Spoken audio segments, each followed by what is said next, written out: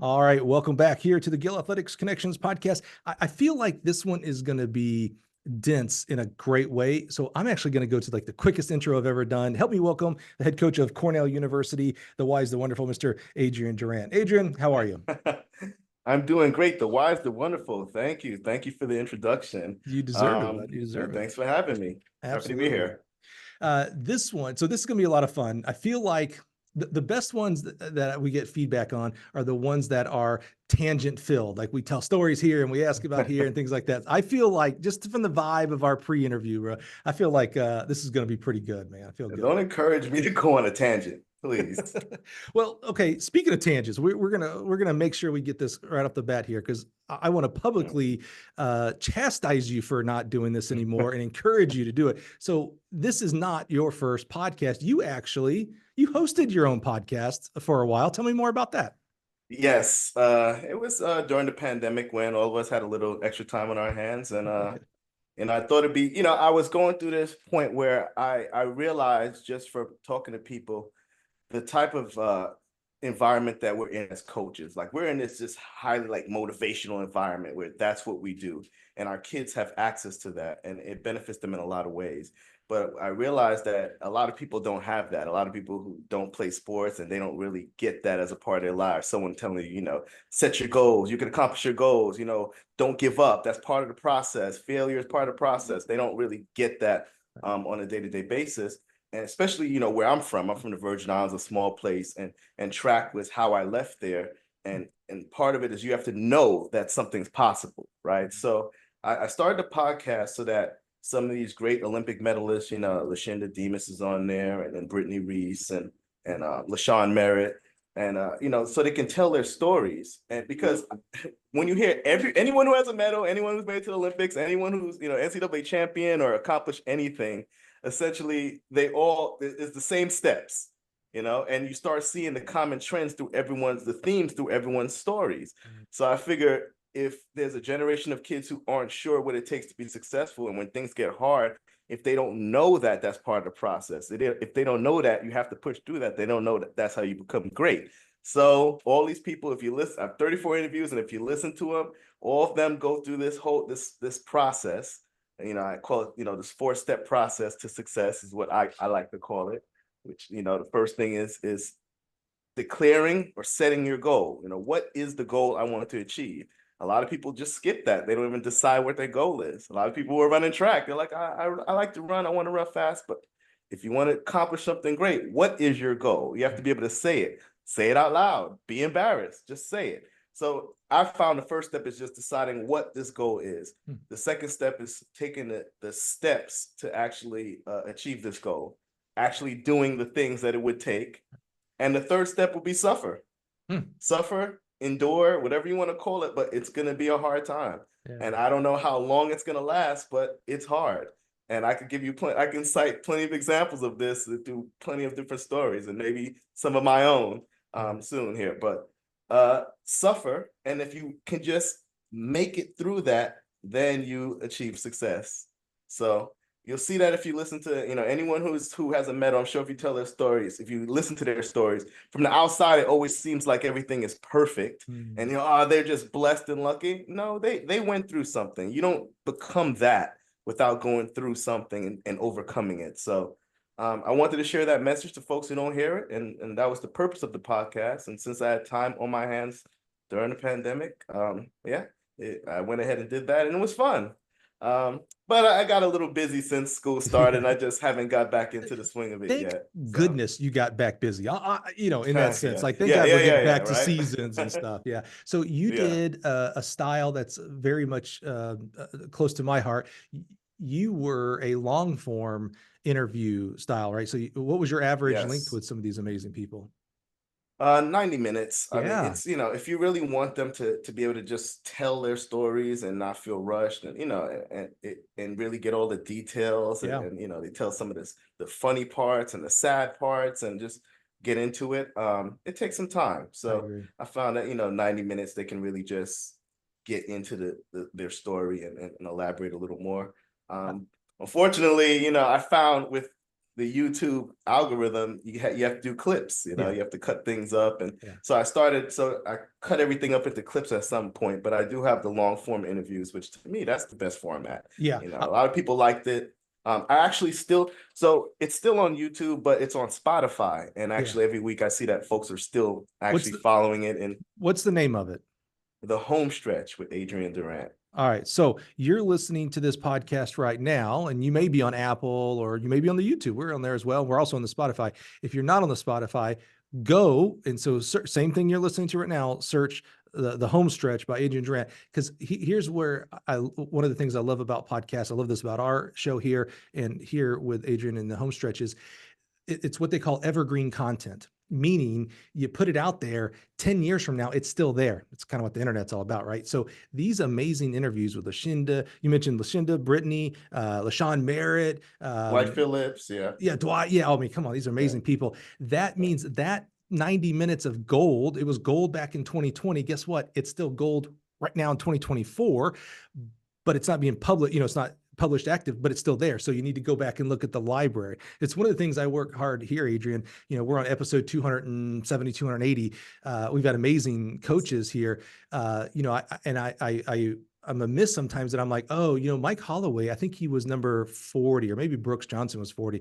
And I'm like, man, there's people today that are coming into the Gill podcast world and they don't know, dude, episode 40, banger. Episode 66, amazing. Episode 12, awesome. You know what I'm saying? Like, I'm like, please go back, just look in the library. I know it's a big library, but trust me, there are other amazing men and women back there that you want to listen to. Trust me. There's some legends in your catalog. Legends. And now you're the newest legend. Search, just getting started. Home Stretch with Adrian Durant, because I'm 100% agreeing with you on the long format, the 90 minutes. There's some amazing 20-minute, 30-minute podcasts, and those should be listened to as well. But to get deep, to peel that onion, if you will, if you want to get past the surface, you got to get past 30 minutes. You want to get a little deeper, you better get past 60 minutes. You want to get deeper, you better get past 90. And so I love that you did that. And I love that you went for that style. No, for sure. You start listening to them. Like, I think it was Lashinda who was telling me there was a point where, it got hard and her mom was there just on her, making sure she, get up the hill, whatever. And I started hearing that was another common thing. Everybody had somebody. Mm-hmm. I hadn't heard of one person who just did it completely alone. Everybody had somebody who supported them through this journey in some way, somebody who believed in them, somebody who, who really just helped them in any way that they could, maybe encouragement, whatever it was. Everyone had that person. So I like that. Like, if that's not a known message, then I like everyone to see that, because you could be that for somebody.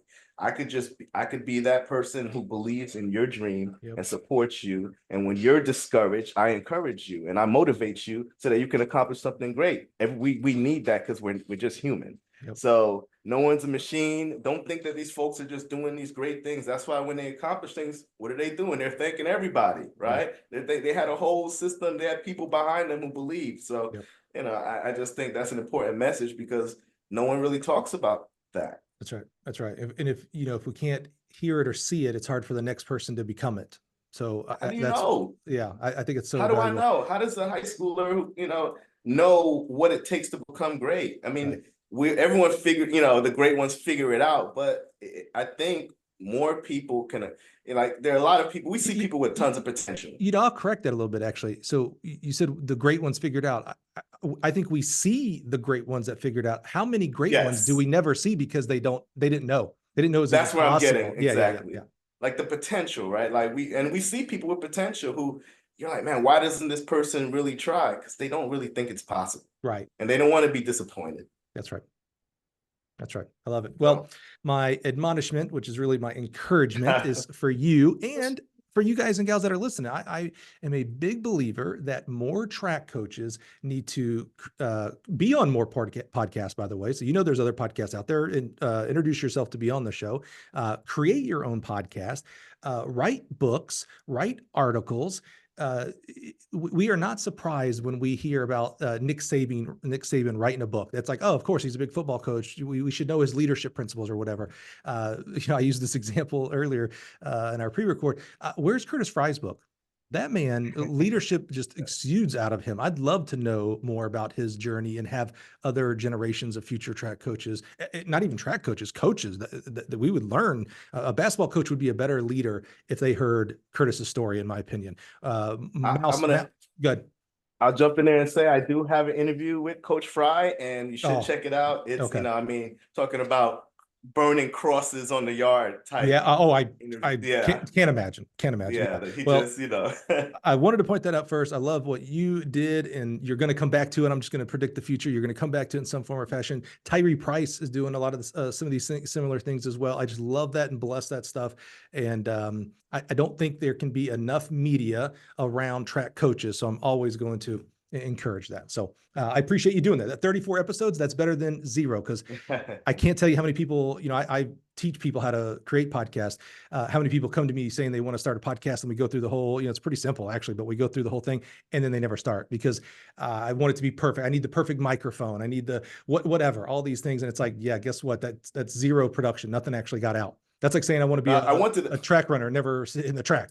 You got to get on the track. Yeah, I wanted to feel like I got past that phase. Like, it's like whatever it is, like most people don't even start it. So I wanted to start it. It's like, well, most people don't get past 10 episodes. I was like, all right, I have to at least get, hey, a little catalog here. You will get better. In fact, right now, when you're listening to this, so this is episode 200 and something, whatever, 80, 70, 80, something like that. If you went back and listened to episode number 1, you'd be like, oh God, he's terrible. Yeah. All right. But I'm not afraid of it. And so what I'm doing right now, we're actually, because the first 10 people that were guests on the show had to show some real guts. So this is before COVID. So no, air quotes, no one was doing a podcast. Actually, I always got a shout out. Joe Frontier, throws coach up in Wisconsin. He's the OG. I think he's got like 600 episodes. He's been doing this before we were born. Yeah. So I always hesitate. I don't want to get too big of an ego and say, well, I was the first one, I was the originator into COVID, we'll say. But I want people, those first 10 people took a chance on me. I was like, hey, I'm going to do a podcast. This is 2000. People are like, what? I don't even really know what a podcast is. What are you talking about, Mike? Oh, and by the way, I'm going to interview about you. Oh, well, it's a little, I don't really like talking about myself. Oh, and by the way, we're going to go an hour and a half. Like, you got to really trust me to do that. So we're rerunning as bonus episodes on Thursday. So our original content comes out on Mondays. On Thursdays for 10 weeks in a row, we're running episodes 1, 2, 3, 4, 5, 6, 7, 8, 9, 10, the OG series. We're calling it the OG series just to give love back to what they are. I didn't remaster it. Some of the audio is still absolutely atrocious. And I'm a little embarrassed, but I'm also like, well, that led me to today in what we're doing now. So, so don't be afraid. It's going to look, the first time you stepped on a track, it looked bad, I'm assuming, and you got a lot better. Get out there and get it done. Off my soapbox. Okay. Adrian, let's get into you, because again, we're gonna have a lot of these. I just feel like you're so well spoken. This is your podcast, and I'm just the guest, I guess. Here, let's get to your origin story here. Somewhere, I do know you're an athlete. Somewhere, track had to start, and you mentioned you're from the Virgin Islands, which I didn't know that. Where does track start for you? So track started for me in 2nd grade. On St. Croix. For those of you who don't know, St. Croix is one of the U.S. Virgin Islands, right next to Puerto Rico. Okay. And I was one of those kids who had a ton of energy. I was bouncing off the walls all the time. I was raised by my mom on St. Croix and my grandmother, and they didn't know what to do with me. And it was like to the point where they were just waiting for whatever age kids are allowed to play sports, waiting for me to hit that age. So the youngest possible thing. So I was in like gymnastics, and then I was in martial arts. And then, at some point I could be in flag football, soccer, and 2nd grade was track. And, I guess that was the one that just stuck. It was, well, it definitely solved the energy problem. My mom sent me to practice, come home exhausted, so I wouldn't drive her nuts. And I was pretty good. I was pretty fast. I wasn't great at the other sports, like basketball. I wasn't that good. I was pretty good at soccer. I played soccer for a long time. I played into high school before I made the choice to just go full-time track. But track is like, you just have to run. So it was fun. When I was in school, I wanted to be the fastest, and we used to just race, and I could brag about that.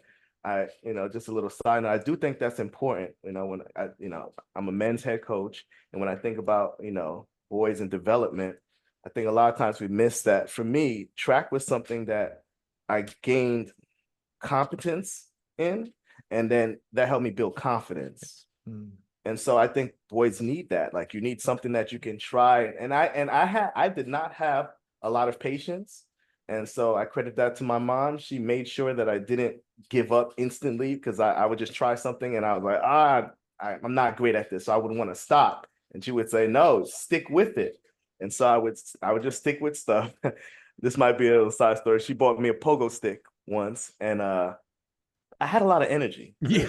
She's And trying so anything. I would, I couldn't really use it at first. And then at some point she's like, just practice. And I would get to the point where I would just like be counting to 1,000. I'll have the jump rope on the pogo stick, and Dude. it was a little rusty. So it would just make this really, this obnoxious sound. Yeah. Yes. And so at that point, my mom was like if I had her on, she would tell a story like it was just driving her crazy. Yeah, she's like, that was a mistake. Yeah, I should have figured out something else. It was a mistake. It was a mistake.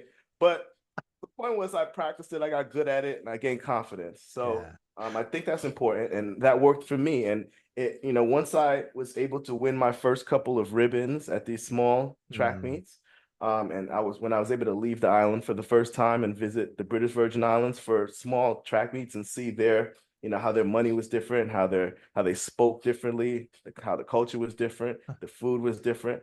And it kind of sparked my, what I currently have is this love for travel. Yeah. And so that was it. That was it. I was like, wow, I want to do this. And I don't know who put the Olympics in my head, but I started going around saying, I want to be an Olympian. Wow. And I have all these little articles from like the St. Croix Daily News and St. Croix Avis, where it's like, me with my little ribbons, like, Adrian Durant, 12-year-old wants to be an Olympian. So that became my thing.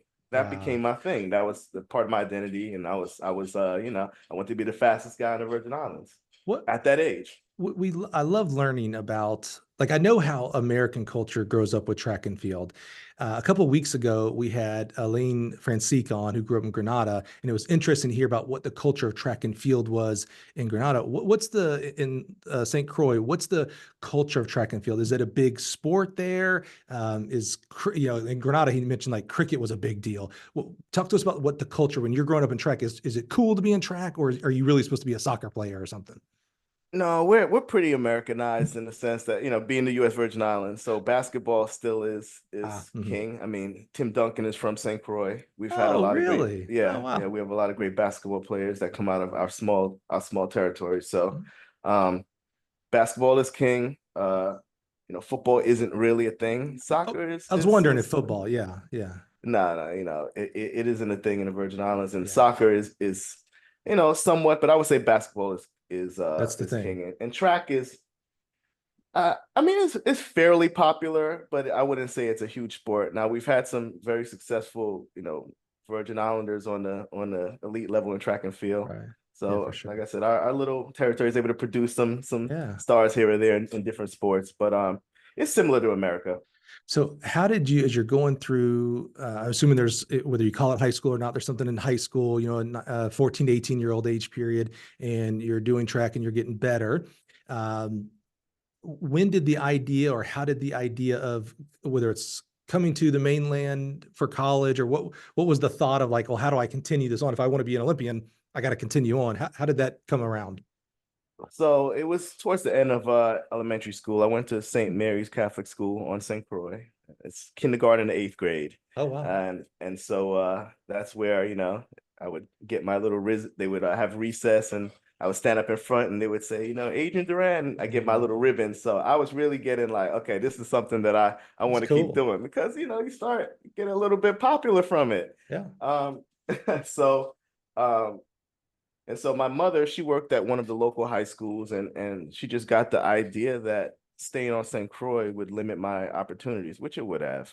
And so she had spoke to her first cousin, my Uncle Jerry, and decided I would, ship off to New Jersey and seek some greater opportunities, see if I could pursue this Olympic dream. For high school? Yes. Oh, so I left St. Croix after 8th grade. Okay, so Yeah. so crazy how little parallel. I assume this may be a better assumption. Do you know Aline Francique? Yeah. Okay, so a little simple because he went for not high school, but But I he mean, went. I Yeah, you don't, know who I'm talking about, right? yeah, we've encountered each other many Yeah, times over the years, same great track dude. You meets. need to Yeah. find him. He's in South Carolina now, by the way. You needed to great dude. You guys would link up real well. But he went from Granada to New Jersey as well, not for college, Essex Community College. And my question is always, I'm from Alabama and I live in Illinois, and it's freezing here. How does a kid, and you really a kid, this is eighth, ninth grade, so you're young. It was terrible. Yeah, how do you survive? I barely survived It in was Illinois. terrible. Yeah, yeah. No, the transition was rough. I had no idea. On St. Croix, the coldest it will ever get is 70 degrees. It's the coldest in the heart of winter. So we don't, it does not get cold. Right. And moving to North Jersey, where you're gonna get snow, it's a huge transition and a little bit of a culture shock. Sure. I'm moving to North Jersey, Teaneck High School. It's like it's I don't want to say it's a very urban area because the school is very mixed when it comes to demographics, but it's a tough place if you're coming from another country and trying to feel belonging and find a group to be a part of. Yeah. It was it was very cliquish, just like any high school. And I didn't really know anybody and have anyone to associate with. So it was a tough transition for me. Didn't have clothing for the winter, and definitely didn't have cool clothing. So I was a little bit of I was not a loner. I would say just in the beginning, I didn't have any friends. Yeah. And it was a tough transition. But and you're a track star, so you can't even like prove how cool you are on the track in the fall because it's not there. This is this is where having a little bit of an ego comes in. So nice. I was this little guy from the islands. No one knew me, but I knew, I was always a good student. So I could be in class and school, the classes, that was kind of easy for me. I guess it was a concern coming from the Virgin Islands, whether the academics would, it would transfer over well. But I was always a good student in the Virgin Islands. When I came up to Teaneck High, it was an easy transition for me. So I spent a lot of time talking, and some of that talking was just talking about how fast I was. Oh, I'm faster than everybody, and it was like, who is this? At some point, folks were like, who is this guy? Because at Teaneck High School, everyone who's there comes from Benjamin Franklin Middle School or Thomas Jefferson Middle School. So these rivals kind of come together, and that's Teaneck High. And if you didn't go to either one, it's hard to establish yourself. But I'm the fastest, and so I started challenging folks. Like, okay, let's shut this guy up. Let's race him. Nice. That just goes in my favor. So I started racing people after school and beating them. And so it was like, okay, this guy is fast. So at least I could have a little bit of clout there where it's like, okay, this guy is fast. He has some athletic prowess. There's some backup to the talk. Something, yeah. And then eventually, and that was my freshman year in fall, I joined the soccer team. So then I was able to make a bunch of friends, and I was pretty good. I scored a bunch of goals my freshman year. I was pretty good. And then when track season came around, indoor track, then I was home. I was able to make varsity as a freshman, and then it was like, who's this little freshman on varsity? And so it was just the beginning of me chasing that dream.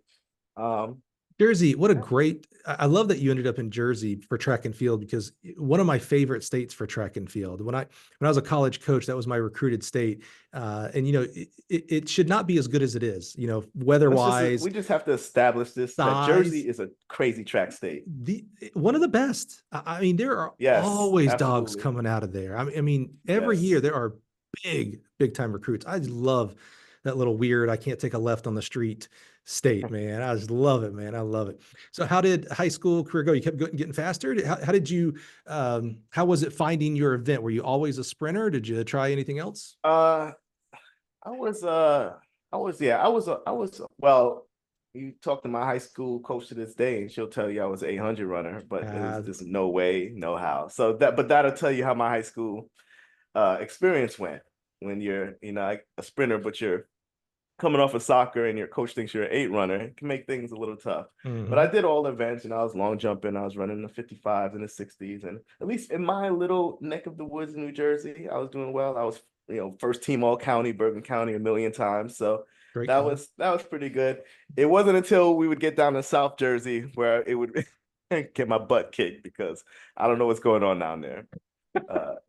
Back in my time, it was Camden, running Yes. 309 in Willingboro. So Yes. it just, what are Willenboro. you gonna do? Yes. What Yeah. years is this? What year did you graduate high school?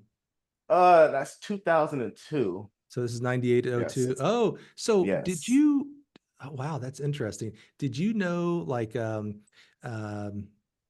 Chris Stevens, Anthony Acklin, these are hurdlers. They would have No, I graduated like don't know them. 01. Yeah, they were the top. So No. there's three of them that they were number one, number two, number three in the nation, all from Jersey, 13, Yeah. 131. I signed. wasn't at the meet of champs, so Oh, okay. yeah, I signed I them wasn't at the meet of champs. in JUCO in Kansas. So I loved Jersey, so I went and get as many athletes as I could. Wait, so you weren't at the meet of champions? Wait a minute, hold on. Okay, so yeah, so let me So I ran okay. I ran 48 mid and 22 low and in that range. And at the time, even back then I had wanted to go to South Carolina. One of the track meets that I competed in when I was a kid was this youth games meet that was held right in Columbia at the University of South Carolina. And I guess back then I was saying that I wanted to be a Gamecock. Wow. And then fast forward. Isn't that interesting? Wow. I had forgotten about it. Fast forward in high school, one of the first coaches that my high school coach, we had multiple coaches. So one of my other high school coaches introduced me to was Coach Fry. So then it was like, okay, another encounter. And at that point, it was starting to be like, all right, something about this place. He was the New Jersey King too, by the way. Every kid that was good went from at Jersey to South Carolina. 2001, South Carolina was hot. Yeah. And so he wanted me to run at least 47. And I had, I won the Bergen Meter Champs and I advanced to groups and everything. Then I pulled my groin at Egg Harbor. I think it was a state sectionals and one of those meets. And so that was the end of my season. And I hadn't run the time that he wanted me to run to be recruited. So at that point I was like, I didn't run fast enough, for a scholarship. And I had my mindset that I wanted to go there because I figured that was the best place that I could, have the opportunity to run fast enough to make it to the Olympics. Like I needed to be at a place where I can really get some expertise and be around some dogs. So I wasn't gonna, I didn't run fast enough. So I was like, well, you know what? I'm not gonna go to college. I'm just gonna train, and figure it out. Yeah, I know. This is now, mind you, I'm like in AP classes, National Honor Society, but I'm locked in, man. I'm locked in. I'm not worried about all of that. I'm like track, And so are you hold on, let's make that picture a little bit more. Are you so locked in? Like, are you the kid? I don't call it the dream kid. And what I mean by that is, right now, I say right now, back when I was in high school, the same complaints from coaches about kids that they don't know their track history. They don't know who, back then it was like, you guys don't know who Carl and Leroy are. And now today they're like, you guys don't know who Noah and Arian and, these guys. Were you the guy, like you're so locked in because at 12 years old, you're like, I want to go to the Olympics. Are you like, reading the track and field news? Are you? No way. There's not a lot of internet really back then, but are you like, so you're not that. You're just locked in on you. I'm worried about me. Yeah. Okay. It's me and you. I'm not. Yeah. Nah, I wasn't locked in. You didn't know, like in Jersey, you're like, oh yeah, here's the top 400 meter runners. I'm going after them. It was just like, I got it. It's my time. It doesn't matter what they run. Well, I did know the top guys, but I was a little bit far from those guys at the time. I was just, at the time, like I said, around 48. I'm like, all right, let me get to 47 because this opens up my chance to at least try to walk on or figure something out in South Carolina. Which I was able to. I wasn't gonna go to school, and my grandfather was like, "Yeah, okay, you're going to college. Like, it's not even a discussion." Right. And so he had a little money saved up, and my mom took out a loan and was like, "All right, 1 year, 1 year. Good luck." Walked on at South Carolina. I walked on at South Carolina. My PR in the 400 was 48.6. 200 was 22 flat, and 100 was 11 flat at the time. And I walked on. Other schools talking. I mean, yeah. So I could have gone you're South, but you're. I could have. Yeah, I know. That is not a good idea. I wish I would have known that I could have gone to the Ivy League for free. Yeah. I had the grades. I was governor of school public issues. I had SAT scores. I had no income. So I was like, I could have gone to one of these schools, but at the time they weren't as good in track. They were good, but it's different now. Yeah, yeah. Right now we're the sixth strongest conference, right? So it's a little different. Tough. Yeah. I wasn't trying to hear the Ivy League thing or any of the schools up north. I was like, no, I want 100 degrees down south. I appreciate that you're not spouting off the, these kids need to all walk on like I did. Yeah, I appreciate that because it's not for everybody. Yeah, exactly. And I get a little, there's no bigger track coach advocate than myself. So I'm always supporting our coaches, but there's sometimes that means you have to push back. And I don't like that necessarily that, all these kids, they need to go walk on. And it's like, bro, that's not everybody's situation. Like, you can't demand that. So. I wouldn't, that was my dream. That's how I thought I could accomplish it. Right. And right or wrong, you got to own it. So I was willing to accept whatever the consequence. If I was going to get sent home after that year, so be it. So if you're willing to own up to it, then go for it. Before we get into how it worked out, so what is your mindset besides the Olympics? Professionally, I'm going to go to South Carolina. I'm going to study X. I'm going to become a business owner. What are you thinking? And is coaching at all in your brain as a 18-year-old kid? No. Okay. No way. I was in high school. I took computer science classes. So this is back in 2000 when things were first going. I was taking C++ classes. I took C++. There we go. So I was good at math. So I went into South Carolina as an engineer. I was in computer engineering, and I didn't really like it. Adrian, my first major was computer engineering. Look at this. We got a lot of comment here. What's going on, man? I'm like just the little bit older, whiter version of you, I think is what we're getting at. Except for you're now at the Ivy League and there was no way. Yeah, the academics actually is way different. But yeah, is that right? You took C++. I was not good at math though, so I sucked. I got a C in C++, and I was like, oh, it's not going to get good. All right, keep going. Sorry. So I came in as an engineer. I didn't like discrete math. I didn't like just the high level math. So I was like, all right, this is a little too much math for me. Yeah. And I ended up switching over to pretty much IT. Yeah. But I still have my engineering background. Like I can put together a PC. I can fix PCs and laptops and whatnot. Which there was a point in my life I had to survive off of that. Okay. Adrian's computer repair kept me afloat for a little bit. Well, I love that because I think so highly of the people who choose to be track coaches, and I'm really glad that they chose to be track coaches. But I look at people like you and other coaches, and I'm like, oh man, you could have been like employee number 100 at Apple. Like you could have been a doctor. That's amazing. That's quite amazing. Yeah, but I didn't want this. So I was in IT because I'll tell you about the first kind of job that I had in IT. But so I graduated in IT essentially, and when I graduated, I wasn't thinking about working. It was just like I want to run track. Don't graduate. I'm not just skip. Yeah. So don't graduate yet. Okay. Yeah. So I was computer engineering and switched to IT. Okay. And so you're betting on yourself. That's the only thing at this point, for crying out loud. You go down as a 48-point kid to Curtis Fry, and they're running fast. This is 2002. Yeah. This is national championship 4x4. Yeah. How did Otis Harris, Otekile Lakote in the A.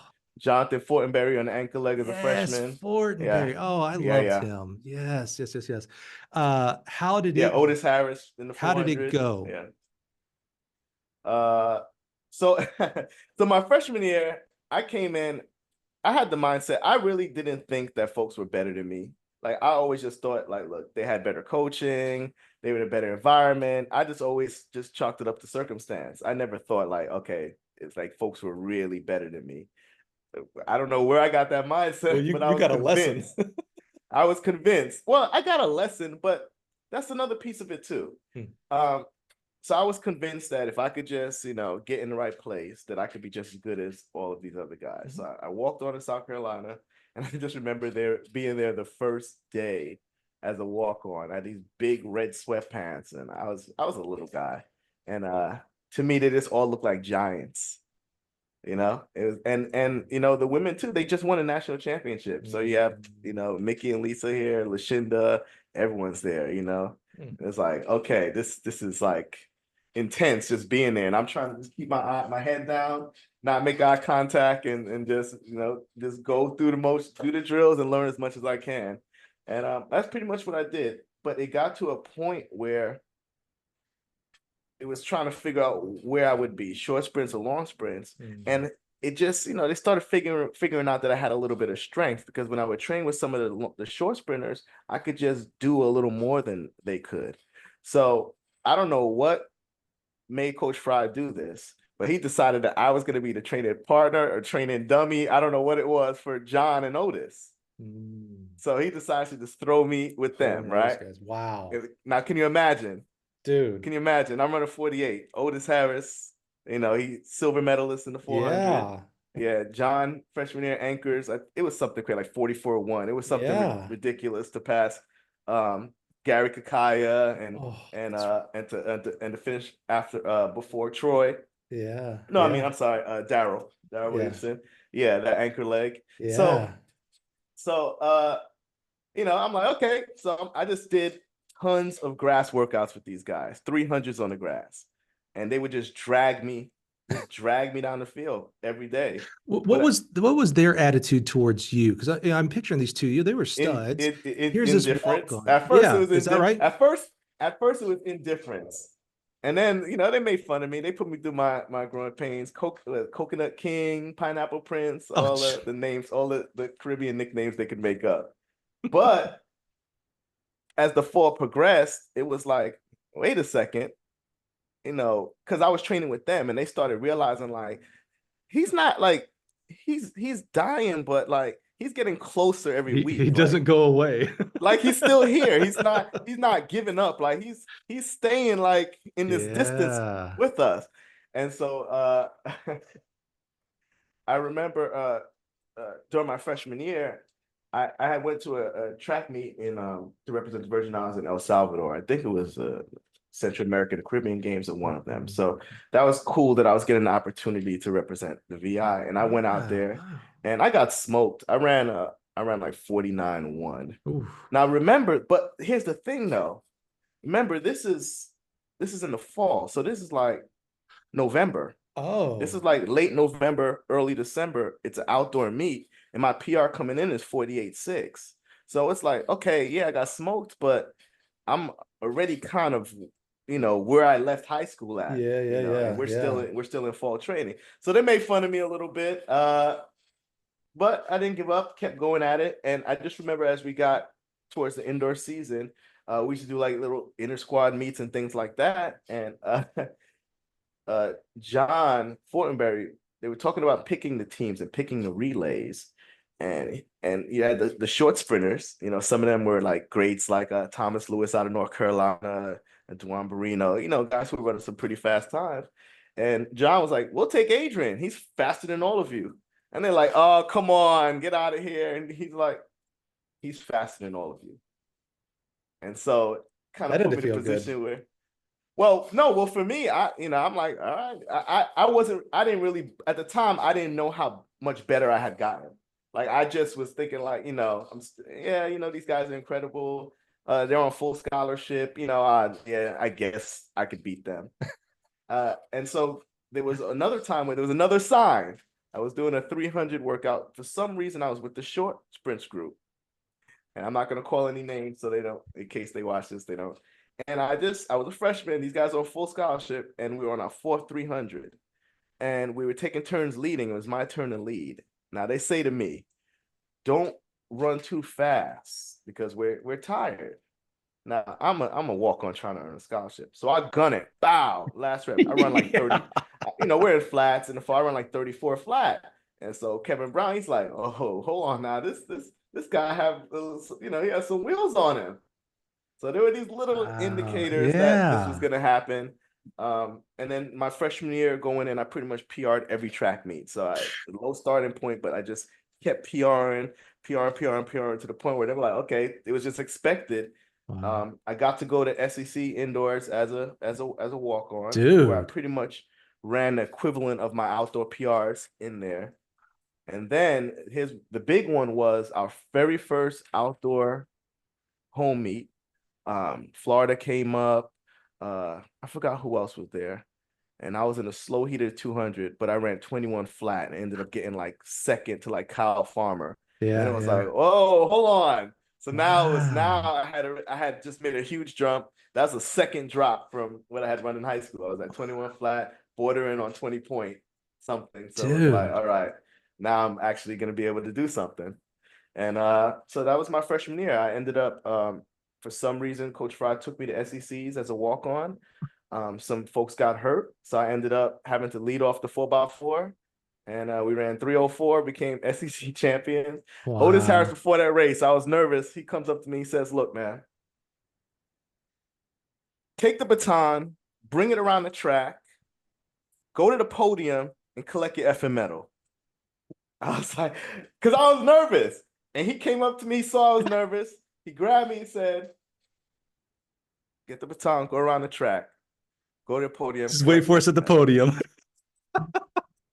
He's like, that's, and you know what? That I mean, you got to love having a teammate with that much confidence, right? You're like, all right, well, we feel good. It calmed me down. I gunned it.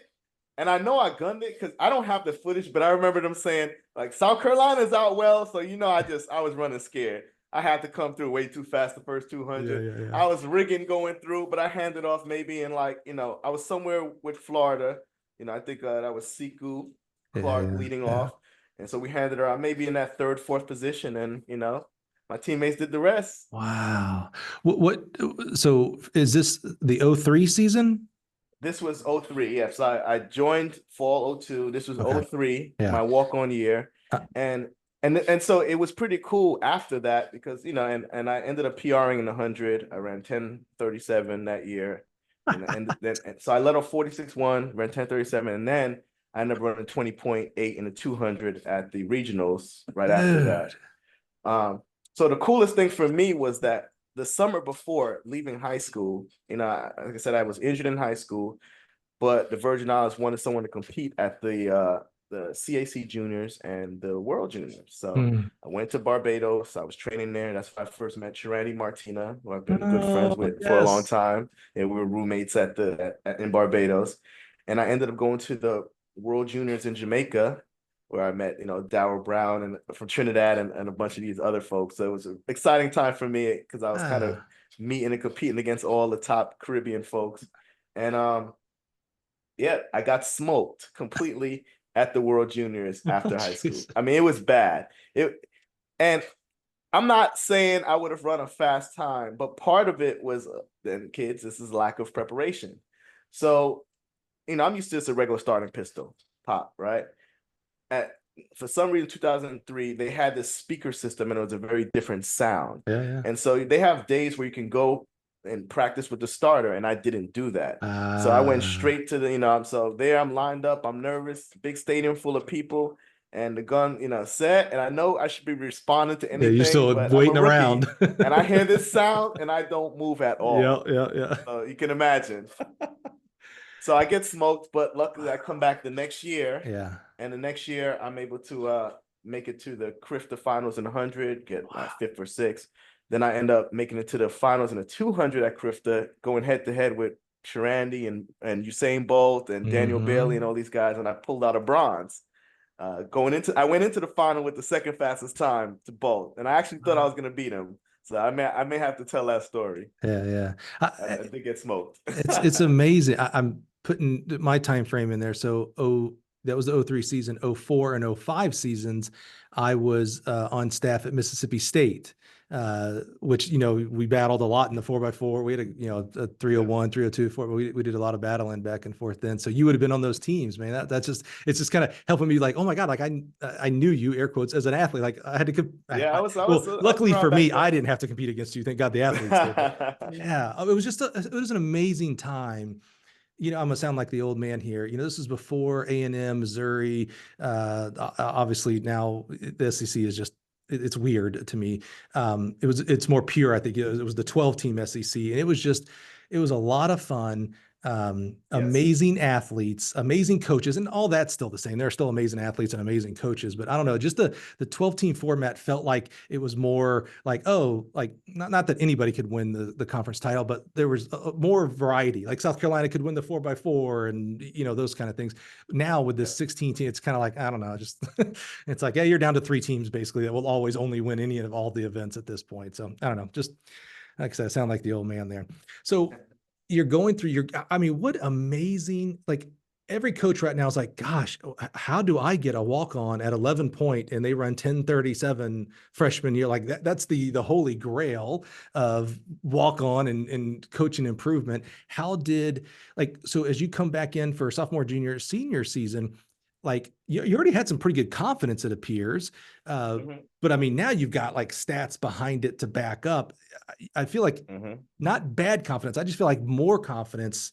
You mentioned earlier about competence equaling confidence. You got a lot more competence now going into it. Yes. How did the rest of the career go? We want to hear, if you ran 10:37 freshman year, then you ran 9:37 your senior year, right? I wish. So no, it didn't go that way. And I learned a lot of valuable lessons from that experience as well. Freshman year was amazing. I was able to get put on a full ride. Came back my sophomore year. Thanks. I made it to nationals my sophomore year in the 60. And so it was kind of progressing in the right direction. Yeah. I would say outdoor, my sophomore year is probably when I did make it to the Olympics in 04. Let's skip to that. I was able to represent the U.S. Virgin Islands at the 04 games in Athens. Okay, I want to know this then, because I love this, that, like there's like actual physical receipts. There's newspaper articles of 12-year-old Adrian saying, I want to go to the Olympics. Yes. Now in 04. I have them. So talk about the first time when you found out you're actually going to the Olympics. I mean, that had to be, this has almost been like your life goal, for crying out loud, up to this point. It was, but I can't even remember the moment. Really? Yeah. Because it was so unceremoniously, meaning I assume it was probably in a letter, email, phone call. Did it not hit you until you got there? I think, and this, I think I took a lot of things for granted because I was so young. I really did. I think I thought that this was just how, like, I remember doing the press conferences and I was very excited. It was like, I get to do this. But I think I just felt like this was just the start and this is going to be the norm. Interesting. I think I took it a little bit for granted, and which I regretted eventually. Sure. I think I talked to my kids about that, like having a great freshman year based off my experience, and then coming in the next year just thinking you're automatically supposed to be the man. Right. And yeah, that's not necessarily the case. You have to refocus, create new goals. I think once I got through Athens, I didn't create new goals. I hadn't thought about what I really wanted to be. I was just going through the motions of being a track and field athlete. And like I told you about the keys to success earlier, if you don't identify the goal, then you're kind of floating through. So I didn't really decide that I wanted to be, I wanted to be a world champion. I wanted to run, 9, 8, and 100. I wanted these things to happen. I never really thought about it and decided on it. I just thought it would just keep happening. And it did it. And, I probably should have taken some things more. I would have taken some things more seriously had I decided. Would have had less injuries. I would have taken better care of my body. The injuries are really what sidelined me. Of course, most elite athletes, sure, right, exactly, yeah. I'm running 60 to 100. The injuries, hammy, of course. And so I do think it's important, even when you're achieving some of your goals, to really stop and decide what's next. You're conference champion. So what is it that, or set the big goal from the beginning? Well, I think what you're describing is like, it's a continual there is no finish line, right? So you're never done. I made this goal. Great. Well, what's the next thing? Because if you don't have that next thing, I think you're kind of describing it well. It's like, well, then where's your aim? There's a lot of ambiguous. I went to Troy University, so the education's a little less there. It's much more ambiguous if you don't have that target in front of you. That's why we have targets, for crying out loud. Yes, you're aimless, and it's hard to put 100%, of your effort when you're aimless. So that led to injuries, and so that's why you haven't heard of me as this great track and field athlete. But I learned enough to know that I know how to achieve a goal. And so I was able to at least experience that. And I had I've achieved some other goals since then, just not as a track and field athlete, as a coach for sure. Before we move on graduation and how we started getting into coaching, I mentioned Curtis Fry, and I think, extremely highly of him. You mentioned Kevin Brown, another guy that I'm not sure gets his due. I don't know if, I don't want to surmise and say overshadowed by Curtis Fry, maybe, but Kevin Brown is amazing, by the way. Love him and what he's done and does. What was it like? You actually, your whole staff, by the way, Delethea Quarles was there at that time. And you guys had some, just leaders. Mike Sargent. Oh, come on, Mike. Love Mike. Were you able to get a sense, it's kind of looking back now, now that you're in coaching and things like that, but were you able to get a sense of like who was actually working with you? Like, oh, these guys and gals, like this is cream of the crop type people, not only coaching, but like leadership person wise, or was it more just like, yeah, they're the coach. They say, go, I go. Yeah, no, I don't think we never really thought about that. Wow. This group of people, like the people I was around, there's some motivated folks. So if they're there, it's because they believe in the system. They believed in Coach Fry. They saw what they were able to accomplish in South Carolina. So it didn't take much to get them to be locked in. Like these were some serious, Lashinda, Otis. These folks were very serious about this. I'm not sure at the time they could appreciate, the leadership that they were experiencing. But I think if you talk to some folks now, if you talk to Lashinda and Chelsea right now, they just were taking a picture with Coach Fry, like, this is our daddy, blah, blah, blah. So, they love Coach Fry. It's hard sometimes. And by the way, a lot of empathy, because we're talking about 18 to 22-year-olds here, by the way. These are kids. It's hard sometimes to see it in the moment. It's easier as a 30, 40, 50 year, like look back and be like, oh man, thank God that person was in my life because of, yada, yada, yada. 19, 20-year-old kids, sometimes you're just figuring out, like, am I eating ramen for dinner tonight, or am I going to the cat? Like, and you think you know everything too. Exactly. Yeah. A lot of empathy for that. I get that. So as you're moving towards graduation, things are happening. There's some injuries. There's still improvement. You guys are still a great squad. Coaching at all in your mind? What are we thinking? We're getting ready to graduate. What are we thinking? No. I was at South Carolina, so I was thinking what everyone else was doing. Like, oh, we're just gonna go pro. Like, I really took it for granted. You just assume that. Well, what a flex! Did you guys just hear that? Like, everybody else in South Carolina, it's like, man, what's the contract? Is we going to Adidas or Nike? That's what I was around. That's what was happening at the time. Otis went ahead and, like, these folks are just, and then we had pros around us all the time. Allen was there, Terrence Trammell was there. So, to me, that was the process. You graduate, you go pro. And so I ended up, when I left South. So what ended my collegiate track career, I did make it to the 200 semis my junior year. My senior year at NC's, my senior year, I thought it was a given that I was going to be in that final of the 200, and I ended up just tearing my hamstring, and it just ended my season before even Penn relays. So that was that. I was done. I think it happened at maybe C-Ray relays.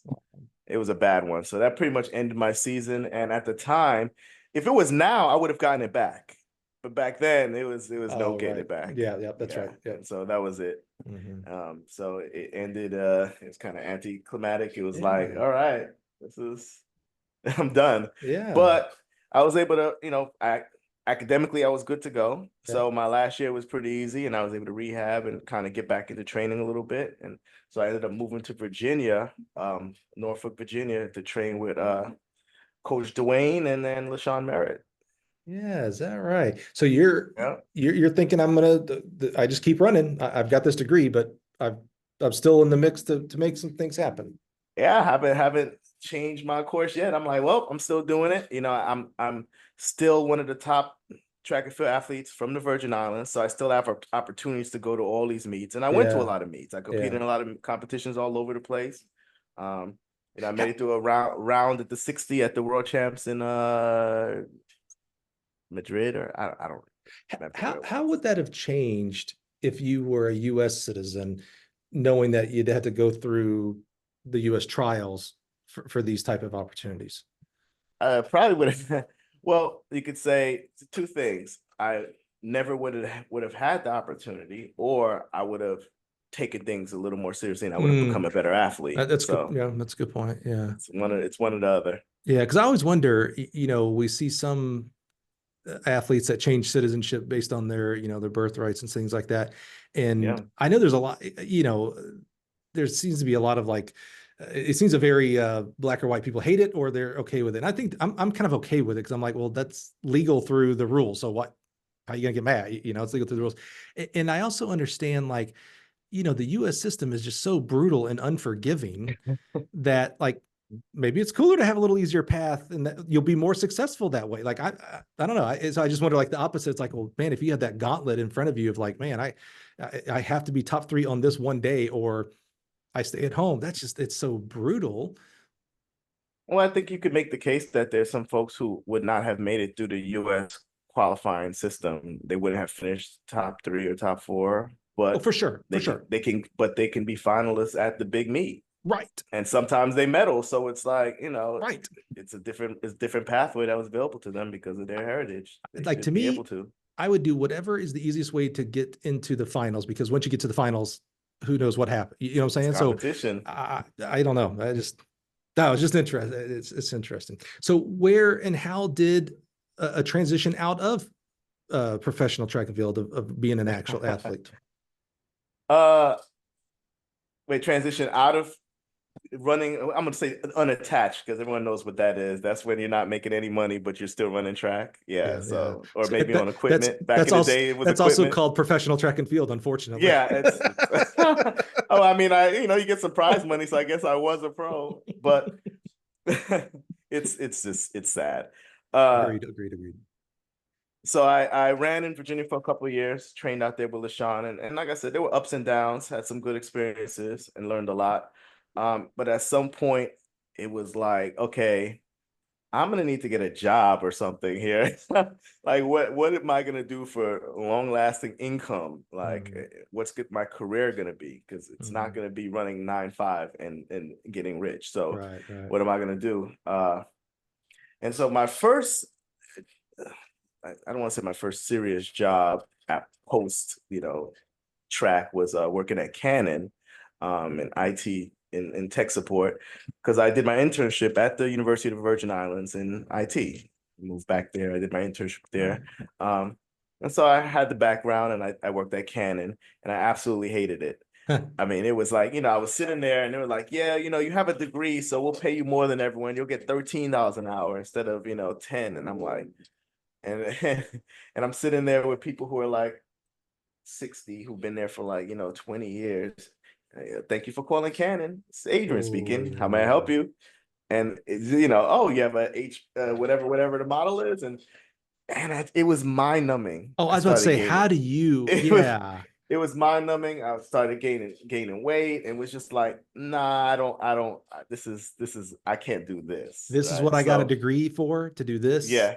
So I ran back to track for a little bit. Okay. I got in shape. There was an opportunity, the benefits of a small country, to run at some meets, and I took it and I ran.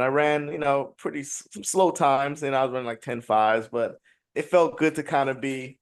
I was like, this is better than what I was doing. So I ran a couple meets, in a little circuit in Canada, this and that. And after that, I ended up moving back to the Virgin Islands for a bit. Okay. So I'm not hearing, like, oh, so I thought I'd get into coach. Like, I'm not hearing coaching yet at all. No, listen. Wow. So wait, I be maybe messing up the order a little bit. When I shut it down, I worked at Canon. Then I did that little series of racing. Then I decided I was gonna keep training and then maybe establish myself as a coach. So I went to volunteer coach. Okay. So I ended up volunteer coaching at University of Illinois for a little bit under Wayne Angel. That was my first opportunity. That's right. I forgot you were out here. That's where we were at Champaign. Yeah, that's right. Yeah, I was in Champaign through the winter, and now you know what I'm going through. Yeah. So I was there for a little bit as a volunteer, just figured out a housing situation.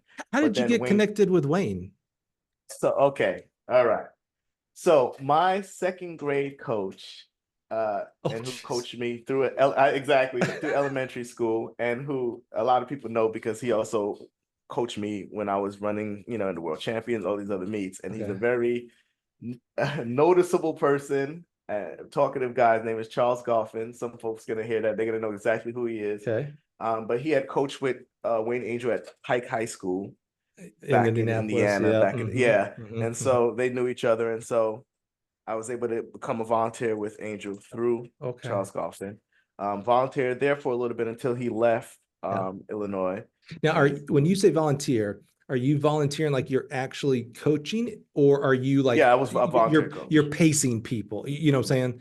No, I'm doing a bit of both. Like, it's my introduction to coaching. So but Coach Wayne Angel he's running the show. I'm doing what he's telling me. Right. But I'm still kind of sometimes volunteer coaches they're pace horses. They come in and they lead the 400-meter group. That's not volunteer coaching. That's training.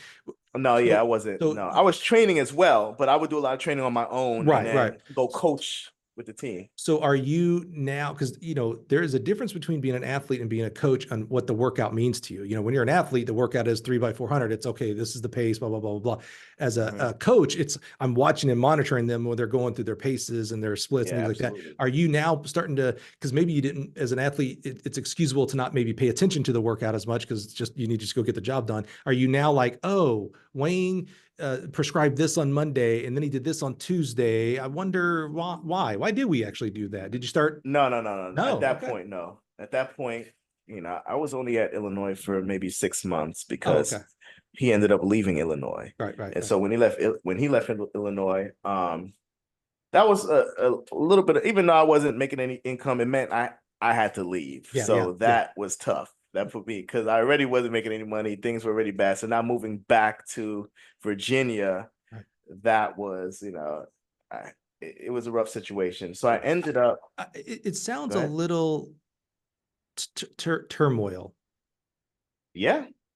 How now you're a kid who went from St. Croix to Jersey, that's turmoil, but you survived and thrived. How are you, I got this job, that kind of thing, that wasn't cool. So I went back to train. Now, okay, I'm going to go to U of I and volunteer coach. That maybe this will be okay. I feel like maybe this will be some stability. Oh, well, now that's pulled out. How are you handling instability as an adult? I mean, this is quote unquote get real time. Gotta get a job type stuff. A career. Yeah. I never really thought about it, how I handled it. I was just in it. And so when I'm in it, I'm just trying to figure it out. I don't spend a lot of, I don't really, I don't believe in worrying. I don't believe in panicking. Okay. So none of that setting in.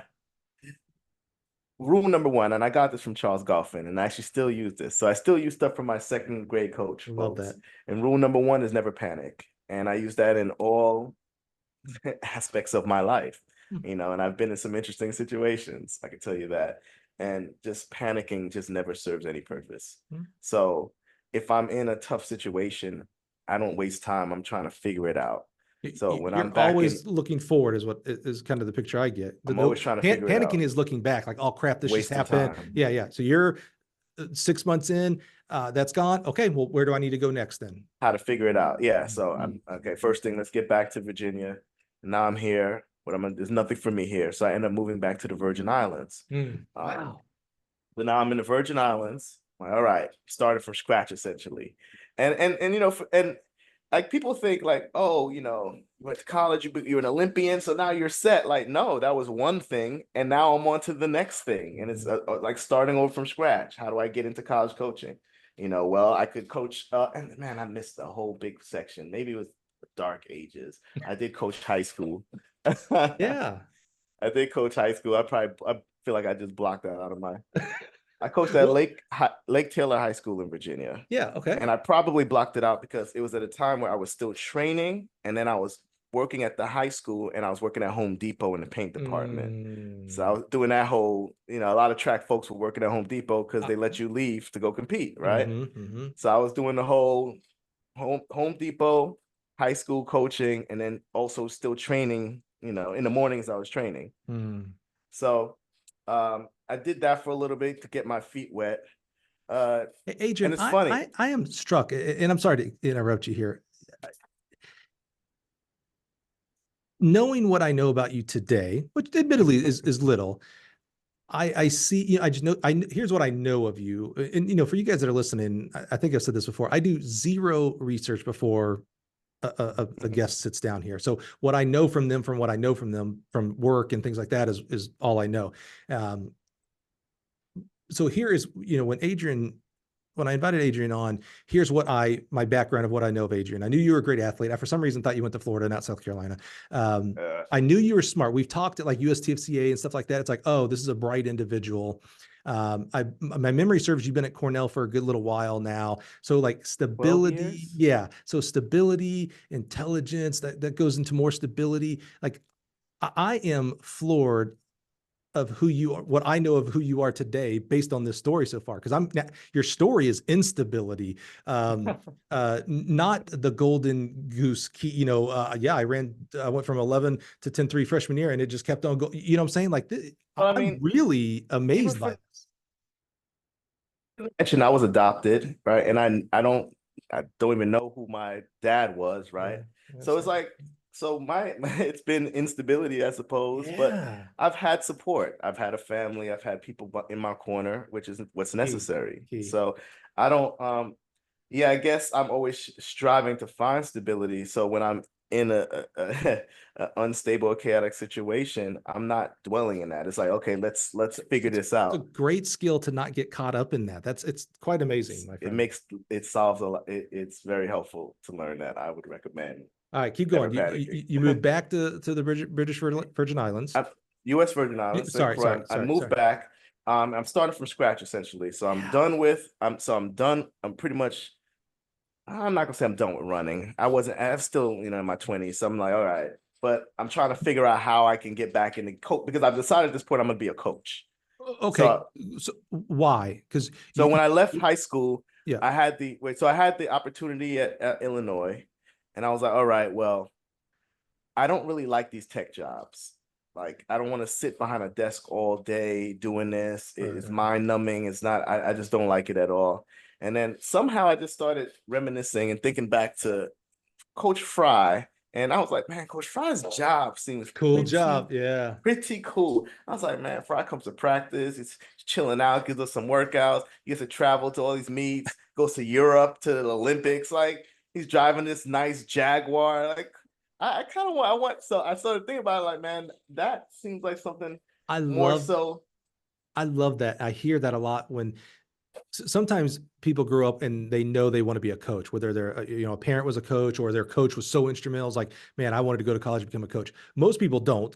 And then there's usually, and I love that how you just expressed that, there's usually like this aha moment of like, wait, it's been in front of me the whole time. Like, Chris Fry's not new to you at this point. You had years with him. It's like, wait a minute. I never even thought like that could be a career. That's a good job. That's his career. Maybe my career. Yeah. I love that like epiphany of something that's been in front of you the whole time. But I'm not going to say, because I know a lot of coaches who they started coaching out of the pure desire to coach. Mm-hmm. Me, I was like, I don't want to be on the lower levels of I see where Fry is head coach. I don't want to have to struggle forever. Mm-hmm. So that's what I did. So you shouldn't. The volunteering at Illinois was a struggle. I was like, I you know, high school coaching and working at Home Depot, I was living in the hood. That was a struggle. And so when I moved back to St. Croix, it was like, all right, I want to give it another shot because I had the Illinois opportunity, but it wasn't long. How do I get back into college? Mm-hmm. But first, I need some money because I'm broke. I had to move back to the Virgin Islands. So I found a gym. I didn't have any certifications. I just went into the gym and said, hey, I'm a local Olympian. Can I have a job? And it was like, oh, well, you know, we'll you know, connect you with a client and you could train that person. So they gave me, I don't want to say the worst client they could find because he's a great guy. It would be a difficult client for anyone who's been, you know, he's like, you know, in his 60s, you know, overweight, you know, having a lot of health issues because of that, you know, and anxiety and a lot of mental health issues as well. And so that was my first client. And they gave him to me and I put him on a treadmill, jacked the incline up, jacked the speed up and was like, go. He had heart problems too, by the way. Adrian, I just talked about how intelligent you are. No, listen, Listen, you know what? Let me tell you what happened. Okay, that guy lost like 30 pounds and was able to come off all his meds. So his quality of life skyrocketed because I was pretty hard on him. But I thought you were gonna tell me you killed him. Yeah. No. Come on now. So I treated it like I took it seriously. So, and once he started having results, I started getting more clients. It got to the point where I pretty much had all the clients and pretty much was teaching all the group fitness classes at the gym. Wow. Like it was, so can you imagine? I'm in there like, good morning, everybody, doing like tie bow type classes. My wife teaches those classes, and that's exactly what I was like, oh, you are my wife. That's hilarious to me. I was that guy. I was 100% into it. I don't care. I was making that money. So nice. My classes were full. Nice. Like, so I had all the classes. Of course, I had haters who were trying to report me to P90X because we used some of their stuff, but it's okay. And it got to the point where I ended up getting an opportunity with the local TV station to form a contract with them to train their employees. So wow. I presented them with a proposal that I would train your employees for, after work for an hour, $100 per day, $5 per person. So it's up to them to show up, but I get paid regardless. Mm-hmm. And I started that. Awesome. And with that and the gym, I was able to save up like, $15,000, which was allowed me to be able to go to FAMU to volunteer. So I moved to FAMU, just found a random place to stay with somebody for a little bit on a couch and, got on food stamps and volunteer coach at FAMU. That is amazing to me. Like, as you're describing, the classes and a contract with the local TV, and it's like, oh, you're fine. In my mind, I hear stability. I'm finding a career path. You can make an unbelievable career in this type of fitness. Yeah, I didn't want to stay in that. Yeah, corporate fitness. And I love how you said, you're like, I was able to save this money, and I'm like, oh, I'm like getting like, oh, this is cool. Volunteer. So that I can go volunteer. I'm like, whoa, like record scratch. Wait, what are you doing? What are you doing? Because I had my goal already on what I wanted to do, right? So I saved up the money. I had someone take over the business for me. So they were sending me funds every month that at least cover some of my basic expenses, that with the food stamps and finding couches to crash on. I was able to survive my first year at FAMU and coach conference champion in the long jump, All-American in the long jump. I was jumps coach. What was the connection? Why FAMU? Good question. Wayne Angel gave me my second opportunity. So when he left Illinois, he went to FAMU. He needed someone to cover the jumps. He already had met me and worked with me in some capacity, right? Yeah, so it was like, all right, give him a shot. So I came up there and he gave me a shot. And that's awesome. I went to work. I was at 6 a.m. weight room as a volunteer. I was driving a van for 10 hours. I was doing all the stuff, So what are you, okay, so now there's always, there's nearly 300 interviews. I'm getting good at, there's always like this, somewhere there's a transition from like, I coach, I want to be a coach, to like, okay, I am a coach. Like a lot of times in your story here so far, there's a lot of exit ramps, like U of I, you go to University of Illinois and that goes away. Okay, exit ramp. I'm going to go become a fitness instructor. But then there's usually a like, here it is. This is that's the career for the next 40 years, God willing. This sounds like your commitment, even though you're still volunteering, by the way, but this seems like, okay, this is my identity. I'm a coach now. So with that, I want to know then, you come from a sprinting background. You mentioned the success that you're having with jumpers. Yes. What are you doing? How are you doing coaching education? Like, how are you learning how to coach jumpers? That's not a natural thing. Where are we at in that side? Yeah. Okay, great question. So my coach, I do this Charles a lot, Golfin, so I'm pretty good at it. Yeah. Charles Golfin. He was, he coached me in a lot of different ways, but he considered himself a jumps coach. And so I learned a lot through him over the years. And it was a year that he was going to attend the IAAF course, like a level 4 or 5 coaching course with the Virgin Islands. And I went with him because he was training me, and I was able to sit in on the course. That's so cool. Who was it? It might have been Victor Lopez and maybe how was it? Like a Randy Huntington, maybe Dan Path. I have to remember. I don't remember who it was, but it was, a high level course where you go through periodization and everything and pick up some things. And so I sat in on that. So that combined with just, what I picked up from him over the years, I had just gained a lot of knowledge in the jumps. And I did long jump. I also went to some competitions with the Virgin Islands team with him where Coach Nathan Taylor, who was my predecessor at Cornell, who coached 2 triple jump national champions, Muhammad Halim and Rayon Taylor. he was part of the Virgin Islands coaching staff with Charles Dolphin. And so I would sit at the long jump as a senior member of the Virgin Islands team as a captain and just be there with them coaching the long jump. You're an intellect. As this stuff is going on, it's one thing to be an observer. Are you, the way I would term it is, are you eating it up? Like, are you really like, oh, if I ever coach jumpers, I see what they did there? Or is this still more observation mode at that point? No, I'm picking it up. I'm learning it and seeing, I'm learning it. And so my opportunity at FAMU was a jumps position, and Coach Angel, who didn't coach the jumps, he was like, hey, I mean, he knew the vault, but he was like, go ahead. And he actually was at the point like, man, you're getting them on the board. Like, I was doing my thing but it was still survival because I was a volunteer. Right. My second year at FAMU, I was able to finally get a paid like $300, so it was still in survival mode. And that year I had at the time, my jumps group was definitely the best in the MEAC. I mean, I had like the top long jumper and like the third best long jumper and like, third best triple jumper. And, the top triple jumper. I had an All-American triple jumper that year. I coached All-American. Jumped like, I got 16 meters or something like that. So that's my 2 years at FAMU, conference champions, All-American. So I'm starting out well, but it's like such a struggle. Like I'm struggling so badly. I'm like, I literally can't go another year making like $5,000. Like the money that I've saved up is run out. The money from the Virgin Islands has stopped coming. Like I can't do this anymore. And so I was like, okay, I'm going to have to leave. And I wasn't in a position, like FAMU just wasn't in a position to do anything for me. And so, and I think you could see some of it as connections too, because Coach Taylor, he was at Cornell. They had a position open up, which I applied for. And so I went through the application process and ended up getting a job. And I had to work some odd jobs before I got that job, working in the warehouse and, just do whatever I can to stay afloat for, half a year. But I ended up moving from Tallahassee to Virginia, to Ithaca, New York in December. So can you imagine? So what year is this that you joined Cornell? December 2012. So you've been, and you mentioned 12 years. So this is, wow. Yeah. I was assistant coach. I became head coach in 2015. So I was assistant coach 2012, 2013, 2014, became head in 2015. Which was, it was a little quick. One of the, the 12 to 15, to be the head coach, that's a little different. We'll get to that in a second too.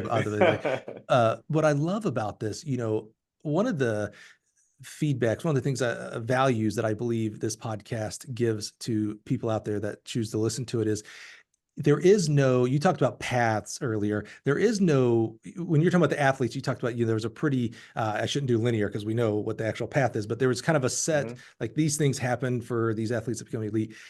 When I kind of first started this podcast interviewing coaches, I thought I would find similar, there'd be outliers, of course, but a similar thing for coaching. And I tell you what, if there's not. There's not, we just had a guy last week, I believe it was last week, who didn't do track at all in high school, was a baseball guy and went to a school that he couldn't make the baseball team. And they were like, hey, you're a big guy, you want to throw? And he's a baseball guy. And this guy goes on now, he's like one of the top throws coaches around. And it's like you would not have scripted that out. This, like I said, this is, we're getting close to 300 here. I've not heard this journey. This is amazing. The journey is chaos. It didn't seem that bad at the time. Yeah. Well, you're just in the muck. You're just living it when you're, when you're in it. And I'm an optimist. So even when I'm at the low points, you're never going to really see me down in the dumps. So I'm never going to be like, oh, this is so bad. So, So I have this reverence for the Ivy League for many reasons. I wasn't very smart, so it's automatically like it's the smart conference, so I have reverence there. A good friend of mine is the head coach of Troy, my alma mater, Troy University, and he coached at Yale. And when he was being interviewed for the Troy job, everybody told him, it's like, hey, you need to talk to Mike. He's a big Troy guy, blah, blah, blah. And so Mark calls me. I remember I was in Sacramento on the track when he called, and he's like, hey, I'm going in for my interview, next week. I was like, yeah, I'd heard, I was like, I keep my eyes on what's going on, Troy. And he's like, I was hoping I can ask you some questions, so he asked me some questions. And I said, is it okay if I ask you a question? And he goes, yeah. And I said, so you're at Yale, right? You're in the Ivy League. He's like, yeah. I was like, all right, man. I was like, well, I got good news and I got bad news. And he's like, okay, what's that? I go, here's the good news. You don't have to worry about like 32 or 36. I don't even know what the top ACT is. You ain't got to worry about that stuff no more. Like, yeah, you can get anybody as long as they're, pass, right? I go, that's the good news. Here's the bad news. Grades will always be an issue. Like, this ain't the Ivy League, brother. Like, I assume you don't even have study hall because they're just smart. I was like, you will always have study hall. How did study hall? Now, you yourself, very, very intelligent individual. I'm not knocking South Carolina's education here when I say you went to South Carolina, you coached at FAMU, you coached U of I. I'm probably biased because I'm here. It's a pretty good academic school, but still, it's not Cornell and Ivies. How did you? I mean, and it just be my like, I've never coached in the Ivy, so I just don't have any clue. How did you? Like, I can't even say adjust. Like, you had to learn, learn a whole new like person to recruit the academics and athletic. I mean, it always seems like the most impossible task to me, the Ivy Leagues, the kids that you guys get, for crying out loud. Yeah, no, I mean, I couldn't really recruit at FAMU, so I had to learn to recruit at Cornell, essentially. Like, I could assist with things at FAMU, but I was a volunteer, right? Oh, so I couldn't that seems really like set things up. An advantage, actually. Maybe. The like, way I learned to do it. Yeah. Right. Because I learned directly under, Nathan Taylor, who was the men's head coach, who had won, the Ivy League championship a bunch of times, who was Northeast Region Coach of the Year a million times, and also Rich Bowman. So I learned from them. They had been at Cornell for a significant amount of time. And so of course, it was difficult, I would say, the first 2 years, but once I kind of got into stride, now it's just how I recruit. It's kind of like folks who ask me like, oh, your roster size, we have 78 men, and it's like my sprint group, I have, 20 men, 20 women just in my sprint hurdle group that I coach. And folks are like, oh, it's so many people. How do you do it? Like, this is what I've learned. So this is like, I don't want to say easy to me, but it's what I do. It doesn't feel like it's difficult. Like coaching one kid, that's easy. Like, when you're like past regionals point, it's one person or two people. That's simple because I'm used to such a big group. But the culture of our team, I guess that helps develop the culture of our team because the kids are very like helpful, supportive of each other. They're pretty self-sufficient. They're good at executing. Like when you tell them what to do, they can bam, bam, bam. You don't have to make them do it. They're pretty disciplined and focused kids.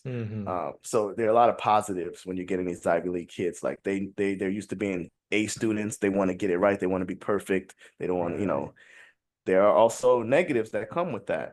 When you're used to always winning and being perfect, now we're on another level now. It's the big leagues. This is Cornell, one of the most difficult schools in the world, and we're D1 track. So, everyone's fast, everyone's smart here. And how do you separate yourself?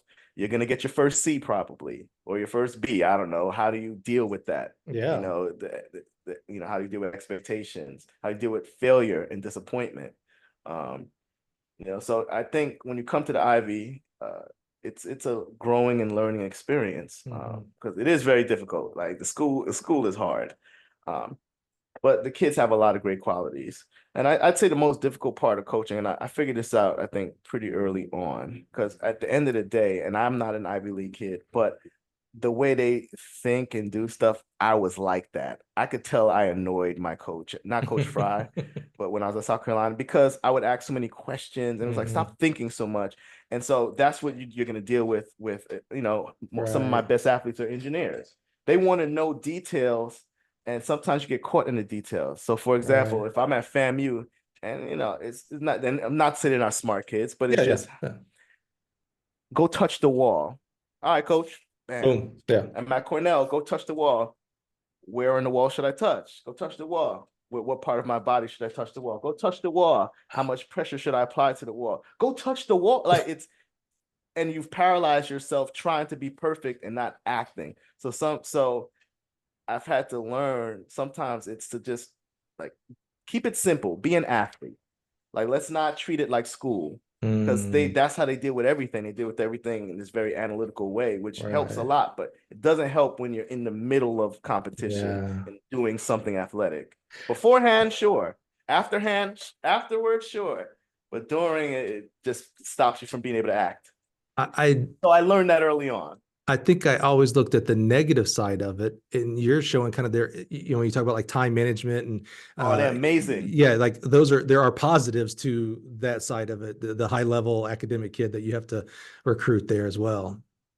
Yeah, they have discipline. They know Yeah, how to discipline. accomplish things. Like if I give them rules and they know there are gonna be consequences if you break the rules, and they Mm-hmm. understand that, they respect that. Mm-hmm. These are excellent students. These are kids who were Mm-hmm. 14, 15, perfect SATs, so they've been trained up well, Wow. you know.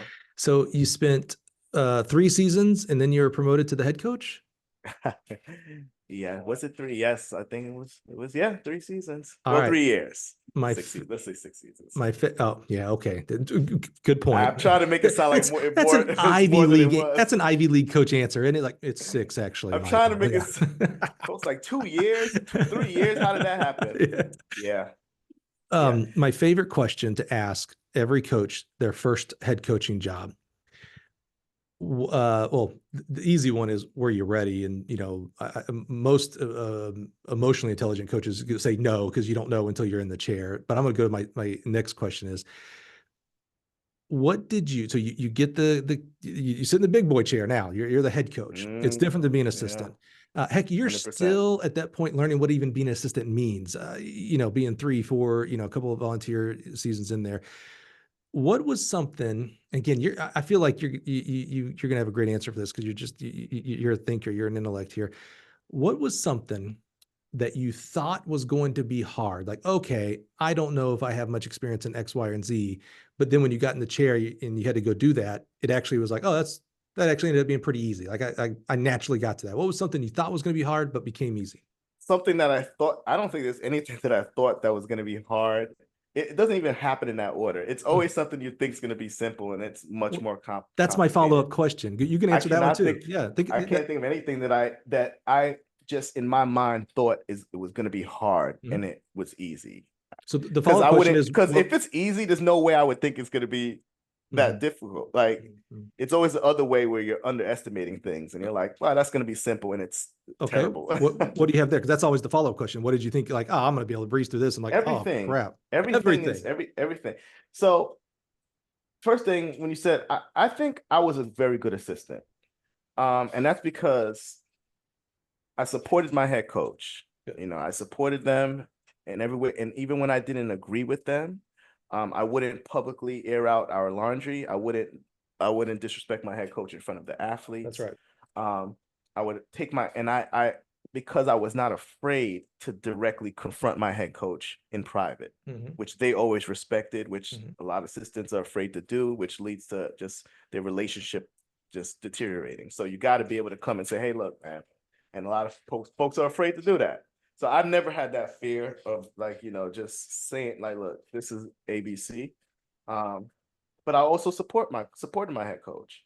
Um, and I try to keep things. I was always a young coach, so I went out of my way to try to, I'm always gonna get called. Well, older coaches will call me unprofessional because I was, broke, and I wouldn't like how I was when I first started volunteering. It'd be like, oh, because whatever the case may be, and I'm like, well, my actions though, like, I wouldn't. No one on FAMU's campus had me at a first name basis. And so the AD at the time, he said, I really respect that about you because no one has you at a first name basis. So I established little things so that even though I was, in my 20s, and I looked younger, that I just could always maintain that I'm a coach and maintain some authority. So I was practicing that from the beginning. Mm. And so when Did it you was, did you do that? Was that a big thing for you as an athlete? Coach Fry, like making sure like, hey, I get that you're the coach, and so I'm going to give you that respect. yeah, I respected my coaches, but I'm always, I'm a little opinionated. So if I think something, I'm not afraid to like, let's talk about this, Mhm. Um, so I thought that was a good quality. I think as an assistant, I think that's important. So that's how I was. Mhm. And because of that, I think I maintained like respect. So like we don't have to be best friends, and we could disagree on a lot of things, but if I carried myself a certain way, then folks, they're looking at me like, okay, despite this, he's qualified for this, or he did a great job with this. I don't have to agree with this, but you know how he's presenting himself as a professional, blah, blah, blah. So I think a lot of that on how I carry myself as an assistant when I got to Cornell is kind of what allowed folks to feel comfortable making a younger coach, a newer coach to the league, a head coach at a program that had a legacy to it. And I had the support of, you know, of Rich Bowman, Artie, and the other coaches as well. So I think that just, you know, some of those things as an assistant, just I'm a rule person, you know. I just certain things I do and I don't do. Like I understood early that the kids aren't my friends. And so I even now when they call coaches by their first name, it's like chalk. I corrected a kid yesterday talking about one of the coaches. Hey, Coach Durant, I spoke to first name, blah, blah, blah. And I stopped and I said, Coach first name. And they said, oh, I'm sorry about that, Coach. Like because those little things snowball. And I learned that in my time. Little things. So yes. So those things that's what I was saying earlier. Things that don't seem big can be terrible. Little things like that. Go ahead and let your kids call your coaches by their first name. Let that go on for a couple of years. And then when you try to have some discipline, some authority, and have some rules, watch how they don't follow them and you're not able to enforce them. Like, this is things you have to do. So I learned those things early. So when I became a head coach, I didn't have an issue with that. My relationship, the kids respected me and followed my lead, which is how my first year as head coach, we won the Ivy League championship. And we broke the all-time scoring record. And it wasn't just seniors. It was freshmen on that squad who were scoring too. I had a freshman conference champion. So the kids already respected me in that way. But I learned, I would say I also learned a lot from there on. So that was one issue I didn't have, but there are plenty of other issues. You mentioned some coaches that, you know, kind of in your phone of friends for like coaching. What about, you know, sometimes we get into coaching because we think, you know, 90% of the job is being on the track and doing block starts and it's getting worse. Stuff. Yeah, it's getting worse where it's probably less than 10% that's the actual job and 90% of it is paperwork, fundraising. Maybe you're, you know, as a head coach, maybe you're on hiring committees for other sports positions, things like that. Yes. How have you built a network support system for those type of, I'll call them phone of friends of like, hey man, I'm struggling. Maybe you're not struggling now in the, you know, 10th year, 9th year as the head coach, but you know, man, I got to put together this budget. I'm struggling with where to put this. I got to put together this schedule. Have you built a network around those type of the, you know, again, 90% of the job as a head coach?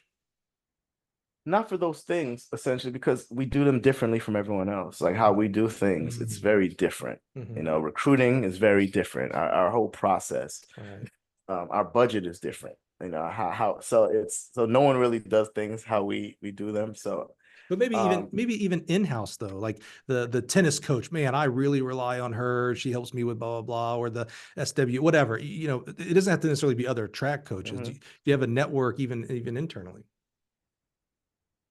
I would say I do have a network of coaches, but I can't say I go to these coaches to talk about any of those things because we solve those things, you know, between myself, Mike Henderson, who is our women's head coach, and the rest of our staff.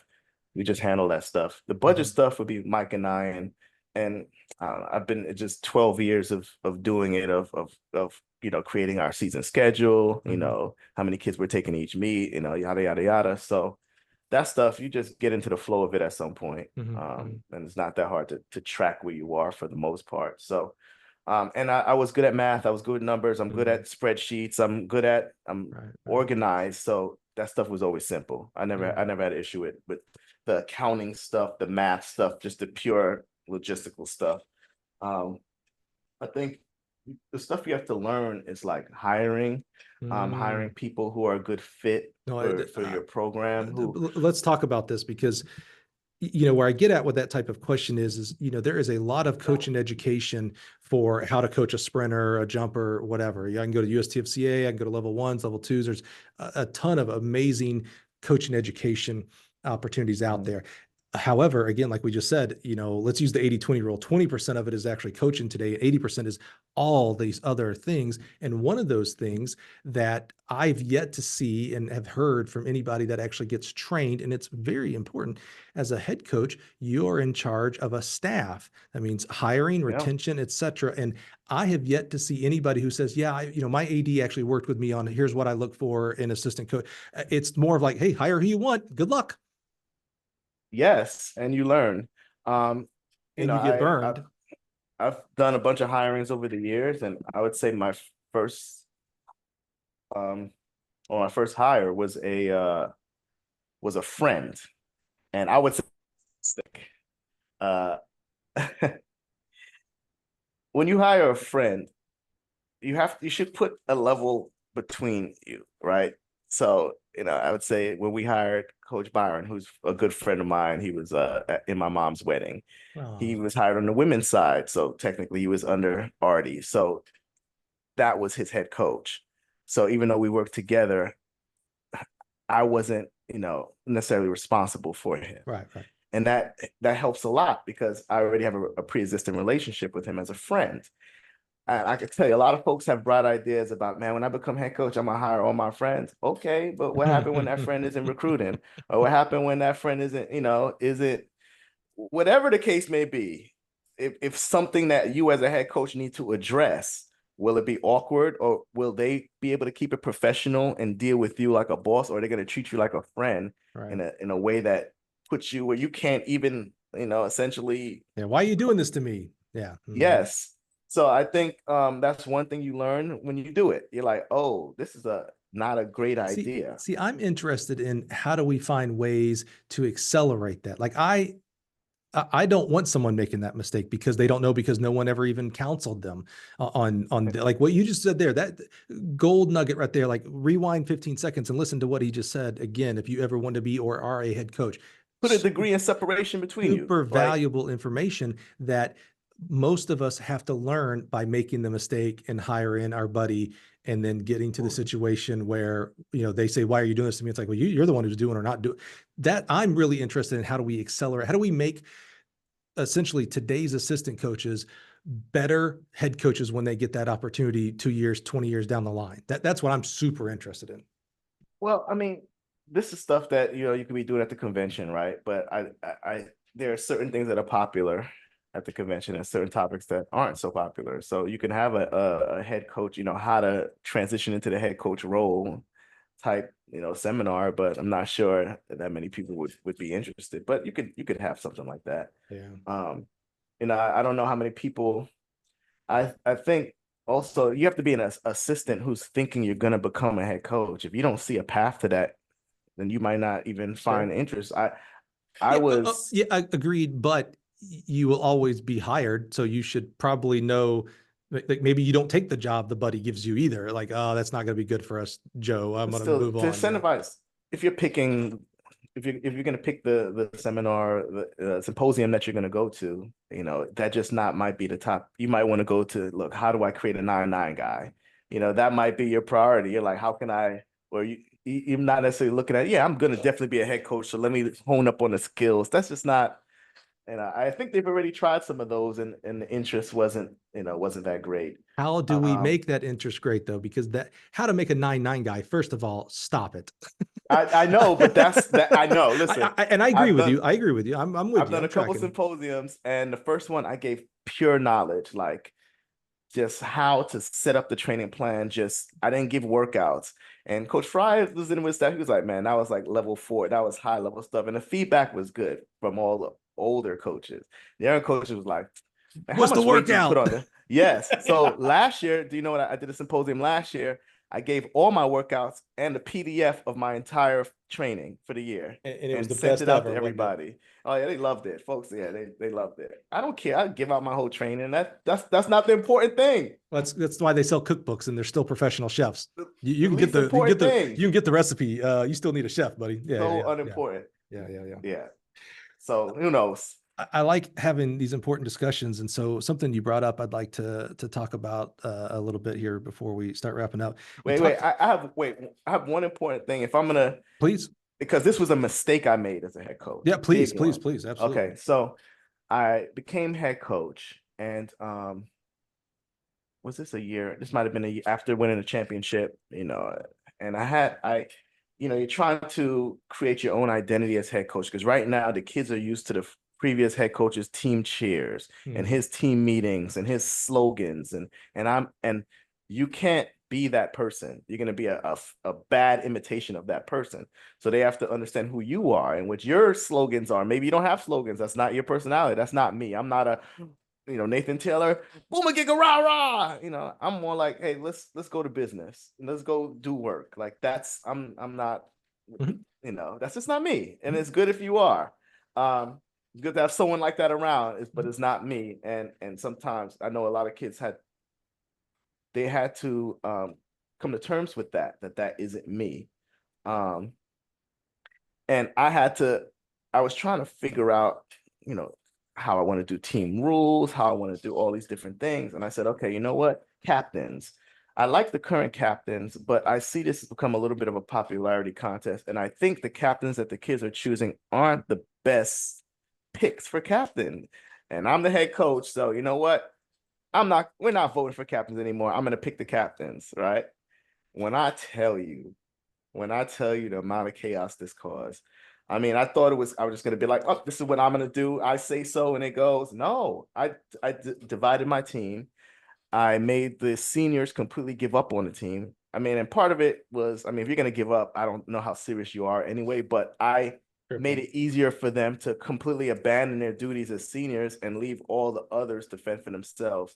Left a lot of the underclassmen to fend for themselves because the seniors just decided they weren't going to be leaders, right? We're not captains, so we're not captain worthy. And I almost destroyed the team. It was just toxicity. We ended up going from, second place to sixth place in the league for the first time ever. I mean, it was like, whoa, and it really had to come to a point where first I had to apologize. Then I had to say, okay, I've apologized for this. It is my fault, but I'm trying to fix this problem. And then I said, okay, here are my solutions. But at some point, if we can't get on the same page, it's only gonna, at the end of the day, it's either gonna be me or you.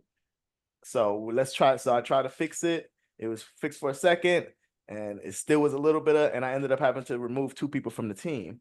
And when I did, we went from 5th place to 3rd place. So I had just created this toxic environment where folks were just allowed to kind of be cancerous. And even though I created it, the only way I could solve it was remove the folks who were too far gone. Yeah. So I had to reestablish that, no, hey, it is my ship, but I was wrong. So I'm willing to listen to you. And I realized you have to let people speak.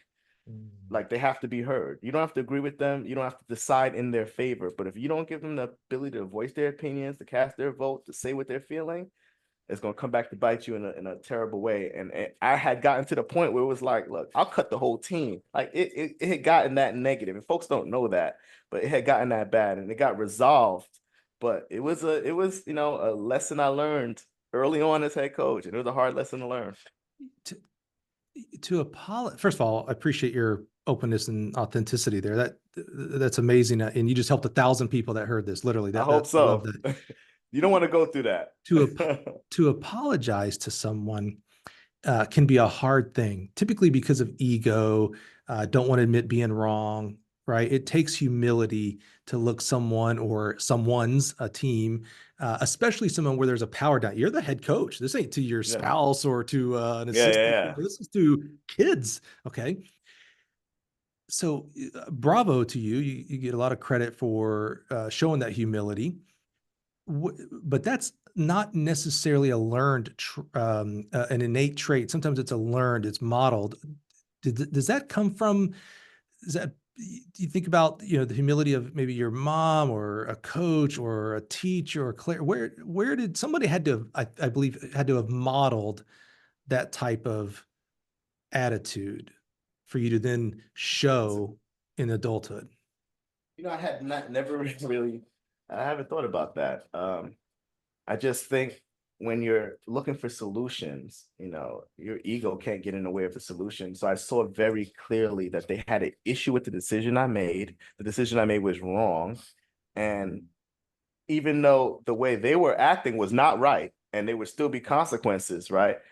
I had to admit that I made a mistake. Because if I can't admit that I made a mistake, then how can you really trust me? Like, all I could tell these kids is I do my best. I'm gonna do my best to make you a conference champion, a national champion, an Olympian, whatever you tell me your goal is. I'm gonna do my best to get you there.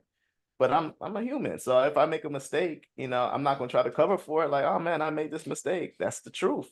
So the let's example, get the right, let's get past example, it. the example you set there, though, I think a lot of coaches probably stand in front of their team or athletes on their team and say, "Hey, I'm a human like you. I'm going to make some mistakes here. Let's have some grace for each other." And then when a mistake is actually made, it's much easier to dig in and just, almost use like the title of coach or head coach as a buffer of like, I didn't really make a mistake. Just shut up and go do what I said. So for you to actually show, like, to say that, and then show and actually do the example, like what a teachable, learnable leadership moment for those kids. Like, those kids now, when they go into the professional world, they'll have that. Like, when I ask them that question, they'll be like, "Hey, you know what? My coach, my track coach in Cornell, made a mistake, and you know what, didn't bury it, didn't dig his heels in, actually came to us and said, 'Hey, I made a mistake. Hey, I'm the leader here. We're going to move forward this way.'" But he didn't have to do that. He could have just told us to shut up and go run, and we're athletes. We got to go do that. I just think that example is powerful, of saying it, but caveat, doing it. That's the hard part. It's easy to say, the hard part. I love that. What a great example of leadership there. Well, kids will be surprised. I mean, coaches may be surprised at how much being open with the kids can save you a headache. Like, look, I'm still young. I'm a younger head coach. I'm not married. I'm not settled down. So I still like to travel and do things in my off time. And kids aren't really used to coaches having a life. And so I remember I used to get a lot of heat about that I'm not, whatever, texting or calling while I'm on vacation, and I had to sit and talk to them like, "Hey, look, am I allowed to have friends and family and like time off?" And they're like, "You are." They're like, "You're right." Like, they're not, they're not monsters. So you just got to talk to people, communicate, and I find that they're very understanding. You need to talk about that to more coaches, by the way, that we get too wrapped up into coach being our number one title. And in reality, you have to have a life. In reality, and again, there's no bigger fan of track coaches than me. That title of coach is maybe your fourth or fifth most important title. You're a son, a brother, maybe a spouse. There's other things. I love that. Hey, we're getting close to time, but I still got a couple things to pick your brain. Are you feeling good on time, or? Oh yeah, I'm fine. Okay. I'm really interested in this because I have feels like a similar belief system. You talked about the role of confrontation earlier, and you seem to not have a problem with confrontation. I agree with that. I actually feel like when someone doesn't, we're not talking about mean-spirited confrontation here. We're talking about if I think there's an issue, I will speak it to you and let's work it out, and then we'll move on. And I think a lot of people don't do that because they feel like that's mean. So it's nicer if I just ignore it and, push down my feelings, or don't ever tell you that, hey, this bothers me, et cetera. How do you did that as an assistant coach. Now you're the head coach. How do you foster that? How do you empower your assistant coaches that, hey, if there's an issue, whether it is a real or unreal issue, bring it to me. Let's hash it out, and then we can move forward. Don't just keep it in your corner over in the throws or the jumps or whatever. How do you lead this now with your staff?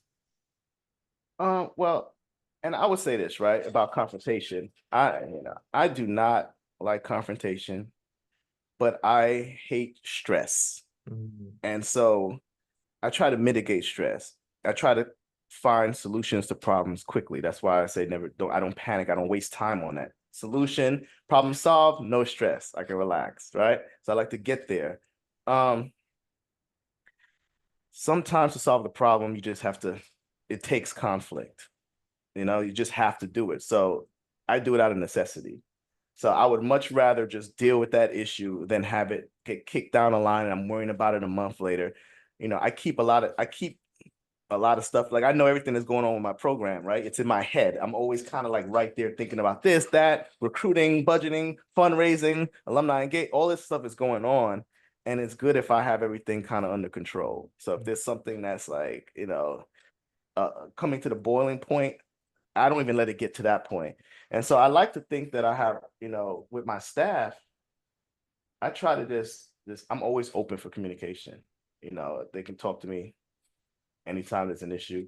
But I can't say that I've had my staff come to me with many issues, because I think I'm with them the whole time. So if there are issues, like I'm already knowing that there's issues coming up, because we communicate all the time.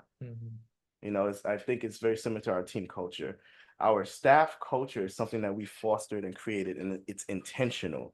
We don't have drama on our staff. We don't have gossip, dirty laundry. You don't hear about this coach hating this coach. We don't do that. And we've built that, just like with our team. Our team is known for being very loud and supportive and a very welcoming team culture. We've been complimented on that from other coaches who see us in action, and that's something that we've created. So, I think if you create the environment that, people aren't holding on to things, and they're okay with bringing stuff to you, and they're okay with, hey, I need to take a vacation, and they're not afraid to do that, then people, if they're not afraid to do it, they're going to be much more open to sharing. So you don't end up with those things being things festering and toxicity in the background. I like that. All right, last two questions. I'm curious about your thought process. Again, I just, you're so intelligent, Adrian. So I just love to know your opinions on these things. What effect do you believe, and this is completely your opinion because we have no idea what actually is going to look like, the whole Division I 45 roster cap? And I know, well, I shouldn't say I know, I assume maybe there's some, I don't want to call it separation or difference in the Ivy League. I don't know, but you tell me, what's your thoughts and ideas of what's going on right now in track and field specifically? So I'm on the track and field executive committee. So I'm in the conversations about this. I knew I had the right guy. Yeah. Hey, I'm the Ivy rep, but I'm not going to reveal, anything. But I don't think there's much to reveal. I think no one really knows what's going to happen. I think right now the Ivy League is in a place where the Ivy League is going to opt out. Folks, institutions, and conferences will have the option, from my understanding, to opt out or opt in. Right. And there's a lot of hypotheticals on the result. Some folks think that a lot of schools are going to opt in and focus on specific sports, which are going to kill other sports. I think most people think it's going to really harm men's track, because they're going to be looking for spots for baseball and yada yada yada. So I could see that as a problem, but honestly, being in the Ivy League, we're a little insulated from some of that stuff, because although we are a very good, track and field conference, we kind of also do our own thing. So right now, my guess is the Ivy League's like, no, we're opting out. And, if that means we can't go to the national championship, then, because we focus on conference. Right. And conference. So everything else is secondary to our team spirit, conference, alumni. That's our thing in the Ivy. So, the dual meet, tri meet stuff, I think we're okay with that stuff. So what some people guess is that it's going to kill a lot of programs, and those recruits can't all go to the Power Five. So y'all might see the Ivy League jumping up to number 2 if this is the way things go. And not only that, but I'm going to keep 78 men on my roster. Opted out. So I love that. Change everything, because I'm not a Chicken Little, the sky is falling. You go on social media, where I live on social media, but you go on social media and it's, this is going to devastate the Olympics, right? Because, college track and field Division I is a big Olympic feeder as well, right? For all countries, not just US. You're a product of that, actually. But it is going to change for sure. Something's going to change in track and field. 100%. What I'm wondering, because I've heard this as well, there's opt in, opt out. And I'm holding you to nothing here. These are your opinions. These are your opinions. What, and you maybe kind of alluded to it, when a conference opts out, does that mean there is a opt-in national championship and an opt-out national championship? Unanswered questions. Okay. That's fair. That's good. To be determined. Yeah. Okay. I appreciate that, because I didn't know the answer, and I was like, I don't want the answer being out there, and I don't know the answer. I kind of need to know this. I don't think anyone knows the answer to that question. Okay. I don't think anyone knows the answer to that question. Yeah, it's fair. I appreciate that. So last question No problem. is, Adrian, as you look forward, we're months away at this point from the 2025 season. And of course, you're a plow ahead kind of guy. So you're already, I imagine in your head thinking of 26, 27, 28, et cetera. What's got you excited about your program, about Cornell track and field? So it's bittersweet. This is our final time hosting the indoor HEPs in Barton Hall. We got voted out of the rotation, and we put up a fight, but all the other coaches want to go to bank tracks. They don't want flat tracks anymore. Even though we tried to prove that the conversion is great. Pretty good. Yeah. It's very generous, but they don't want it. They want to go to bank tracks. So we got voted out with Dartmouth. So it's everyone's sad about it because Barton was the home of HEPs, and there's so many amazing conference championships that was held in this building, this former airplane hangar. It gets loud, and it's an energized place. And so we're gonna make it a huge alumni event. We've invited all generation of alumni to come back. Our men's team got second in the Ivy League indoor last year, and we were the #1 team in the Northeast. So we're going for the win. So if we could win it with all of our alumni home, and it just ends up we want it to be the most memorable Barton HEPs ever. So I'm pretty excited about that, and that's what I'm focusing all my energy on right now. That's exciting. Hopefully we can pull it off. Yeah. Stick it to them for voting you out. Then it's like, fine, you know what? You're going to vote us out. That's how I feel about it. We're going to destroy it on that last one then. Exactly. Yeah. Make them come all the way up because they hate coming to Ithaca. Sure. Come all the way up here. Yeah. I love it. Well, Adrian, man, I had a feeling my intros are normally too long, and I was like, we need to get into this, my man. Very, fascinating. I love your journey, and I love how different it is. Again, I love sharing coaches' journeys that don't look like whatever stereotypical path you think there is. I love it, man. I just love it all, man. I love your thought process. I love your energy. It's just fascinating to me. So I'm just really, really grateful for your time. It's most valuable thing you can give me is your time, and you're busy this week with move in and all that stuff. And I know how that goes, man. I'm glad never to do that again. So just grateful for your openness, your authenticity. Your journey matters. Your journey is important. And I think it's going to help a lot of people that choose to listen today. Well, I appreciate you having me on and giving me the opportunity to tell my story. As soon as I hit stop, you're going to go call your get your season 2, your episode 35 guest, and you're going to get back up on the podcast. I just believe it. All right. Hey, I was going to try to get Coach Burrell on there, get some more coaches. Yeah. Leroy's awesome, man. Absolutely. Yeah. Cause here's why, I just love this podcast and stuff. Here's why I also encourage it, because, for me, my goal is a little bit like Pokemon. I want to catch them all. I want to get every coach on this podcast. Right. However, I only get 52 a year. I get one a week. Yeah. So really what my Pokemon catch them all is, I need Adrian on my team. He's going to go catch these 100+ coaches, and Tyree is going to go get these 100. You know what I'm saying? I want all of these coaches, all of you coaches, to have your journey on wax, so that 20, 30, 40 years from now, when that new coach begins to join Cornell track and field and says, man, how am I going to do this? How am I going to lead Cornell track and field? And they Google or whatever we're using in 30, 40 years, and they see this YouTube video, this Apple podcast of Adrian Durant, head coach of Cornell, goes, oh, wait a minute, I've heard of this guy. We have a lane 1's named after this old coach that we used to have here, and listens to your journey and goes, wow, look what Adrian went through. Look how he solved that. And that makes, in this example, Cornell track and field better, which makes our sport and our profession better. So I just want to get all of these coaches, from the coaches who this is their first year up to, we had Clyde Hart earlier this year. I think he's been doing it for 100 years. Those are important. And so I'm just honored that you allow me to capture your journey here on our podcast. And again, just super grateful for you, man, and what you do. And I'm excited for 2025. I'm going to be ideally watching the HEPS meet for sure, to see Indoor how HEPS 2025, Barton Hall. Yeah.